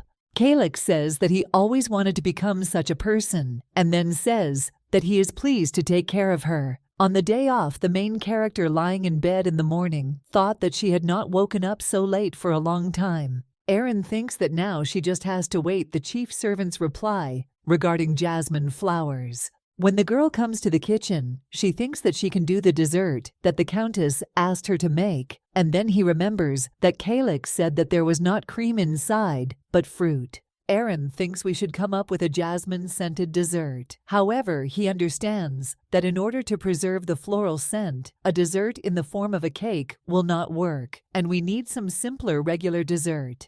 The girl thinks that it would probably be better to add some light milk blancmange or pudding with whipped cream. And then he decides to start with pudding for the first time. Aaron boils the milk first, and then adds the jasmine flowers. Next sugar cream, and mix it all well, and then the egg yolk, and mix it again, and then he puts it in the preheated oven. The main character cools the finished pudding for an hour, and then he thinks that he should try what happened. Suddenly the lady heard a voice asking if there was anyone in the house, and when she opened the door, she saw a girl who said that she had brought the fruit that she ordered. Aaron recognized this girl who came with her sister to get the cake, and then she says that they haven't seen each other for a long time and asks if she does delivery. The little girl explains that this is her job and she likes it. The lady invites her to enter the middle and tells her that she will pay her. When the girl walked inside, she immediately saw the pudding and asked if she was selling it. Aaron replies that she baked it for the first time as a test. The little girl says that this is the first time she has seen pudding being made themselves. Hearing this, the main character thought that pudding is often prepared at home, and she said that this was the first time she had seen it, and therefore she assumes that she may have lost her parents in early childhood since she works at such a young age. The main character asks if she likes pudding and would like to try it. The little girl replies that she did not take any money with her today. Aaron says she doesn't have to pay, and then explains that she's in the process of developing a new menu, and if she tries it and tells her what she thinks, it will help her a lot. The girl was surprised when she heard this, and then asked if she could really try it. The Marquise says that she will bring her a clean spoon, and then she gives her the pudding and says that she poured caramel syrup on top.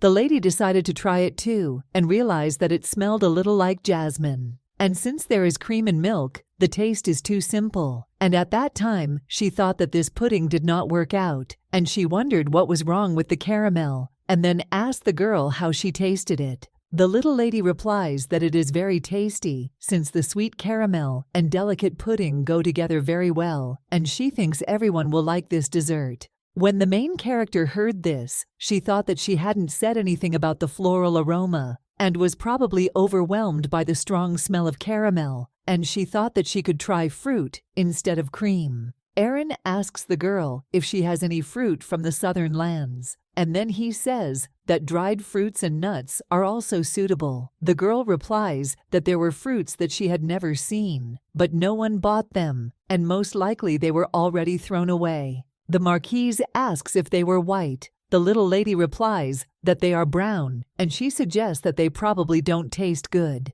At this time, the main character thought that she knew that they could not be obtained so easily. When the little girl left, the Marquise thought that she needed to take up dessert again. Suddenly, the main character heard that Ines was addressing her, and she remembered that he was supposed to come in today. The girl is interested in what the guy is holding in his hands. He replies that it's a quick snack because he thought she hadn't had lunch yet. At this time, the main character thought that she really hadn't eaten anything since the morning because she was busy with desserts. Aaron encourages the guy to come in quickly and then touches him. But suddenly she saw the same dark forest that she saw in the shop, and then she asks what's wrong with him, and she wonders what's hurting him. Ains tells Aaron to leave him, and then he writhes in pain and falls to the floor. At this time, the girl does not understand what is happening. Suddenly, the main character saw that the guy was bleeding on his shoulder, and at that time, I thought that maybe the poison of the monsters caused the attack, and she understands that his condition has become worse than it was before because his wound became bigger than it was. The girl does not understand why this disease is progressing so quickly. After all, he understands that everything was fine, and so suddenly everything got worse. The Marquise understands that this is not the time to guess, and first she needs to hide him. And then she closes the door because she understands that if they find out that he is poisoned with the poison of monsters, then the people from the temple may capture him and sentence him to execution. Suddenly the poison hugged the girl's hand and then slowly disappeared. At this time, the main character does not understand what happened, and she thinks that the poison in Ainz's body has also disappeared. Erin saw something near the wound that reminded her of a black haze, and she thought it was because of the light. The lady reports that she just saw a black forest, and then she remembers that she had exactly the same vision in the spice shop, and she doesn't understand why it constantly arises, and he suggests that the poison of the monsters is somehow connected with the northern forest. At this time, the main character remembered that she was told that the ingredients for the poison were brought from the north, and she suggests that perhaps these leaves that she bought could perhaps help Ainz. Erin thinks she's not sure, but knows she has no other choice, and when she took the leaves, she didn't understand how she needed to use them. The lady took the milk she had left from the pudding, and then boiled the leaves with it. The Marquise saw that Ainz's condition had worsened, and she understands that if left like this, he could die, and then she invites him to drink the mixture that she prepared. The girl understands that he drank, but she did not see any reaction, and she can't believe it didn't work, and at this time, she really wanted him to open his eyes. Suddenly, the guy's wounds disappeared, and she doesn't understand how this happened because she heard that there is no cure for the poison of monsters, and I thought that black leaves might be effective. Erin saw a pattern where the wound was, and she understands that when she touches him, it doesn't hurt him, and no visions arise. The girl thought that it was good that they had no side effects on Ainz. However, she doesn't understand why it appeared. At this time, the emperor asks who left the flowers. The servant replies that Prince Calyx arrived this morning. His Highness wonders if Raymond came. And at that time, I realized from the reaction that I had not come yet. And he says that the son doesn't even remember the day of his own father's death. And then he invites the priest to tell everything honestly about his grandson. The emperor asks if he thinks Raymond still has any special qualities. The man reports that nothing has changed and then asks what's wrong with Miss Erin. His Majesty explains that his grandson kicked her out, and then he explains that he tried to apologize to her in any way, but he doesn't want to listen to him. The emperor says that Raymond believes that he is torturing him, and then he says that it would be nice to tell him everything, but he cannot do this until the qualities of an heir appear in him. Suddenly, His Majesty saw the table set, and then he asked the priest what it was. At this time, Serena greets the head of the empire, and the priest explains that he knows nothing about it. The lady says that she heard that he skipped a meal to come to their temple, so she prepared a treat, and then she claims that her skills are not enough, but asks him to taste the dishes prepared with all her soul. The emperor turns to the priest and says that this is a sacred place, and then asks how it was possible to let the wicked maiden hear. It was the lady who thought that he was talking about her, and she doesn't understand whether her relationship with Raymond is desecrating her. Serena turns to His Majesty and says that he has not liked her for a long time, and then asks why she would like to know the reason. The lady asks if all this is because of her low birth, and then claims that for the past 7 years, she has tried her best to serve Prince Raymond. Serena says that as soon as he gives his consent, she, like Miss Erin, and even better than her will, try to fulfill her duties and take care of palace affairs. Hearing this, the emperor was surprised and then asked what nonsense she was saying. His Majesty says that it is not her origin nor her abilities that matter, and then she claims that she grew up in prosperity, but she herself wanted to become Raymond's mistress, and the whole world knows this fact, and he does not understand how such a woman can be made an empress. Serena claims that he is saying that she cannot become his wife because she has been by his side all these years.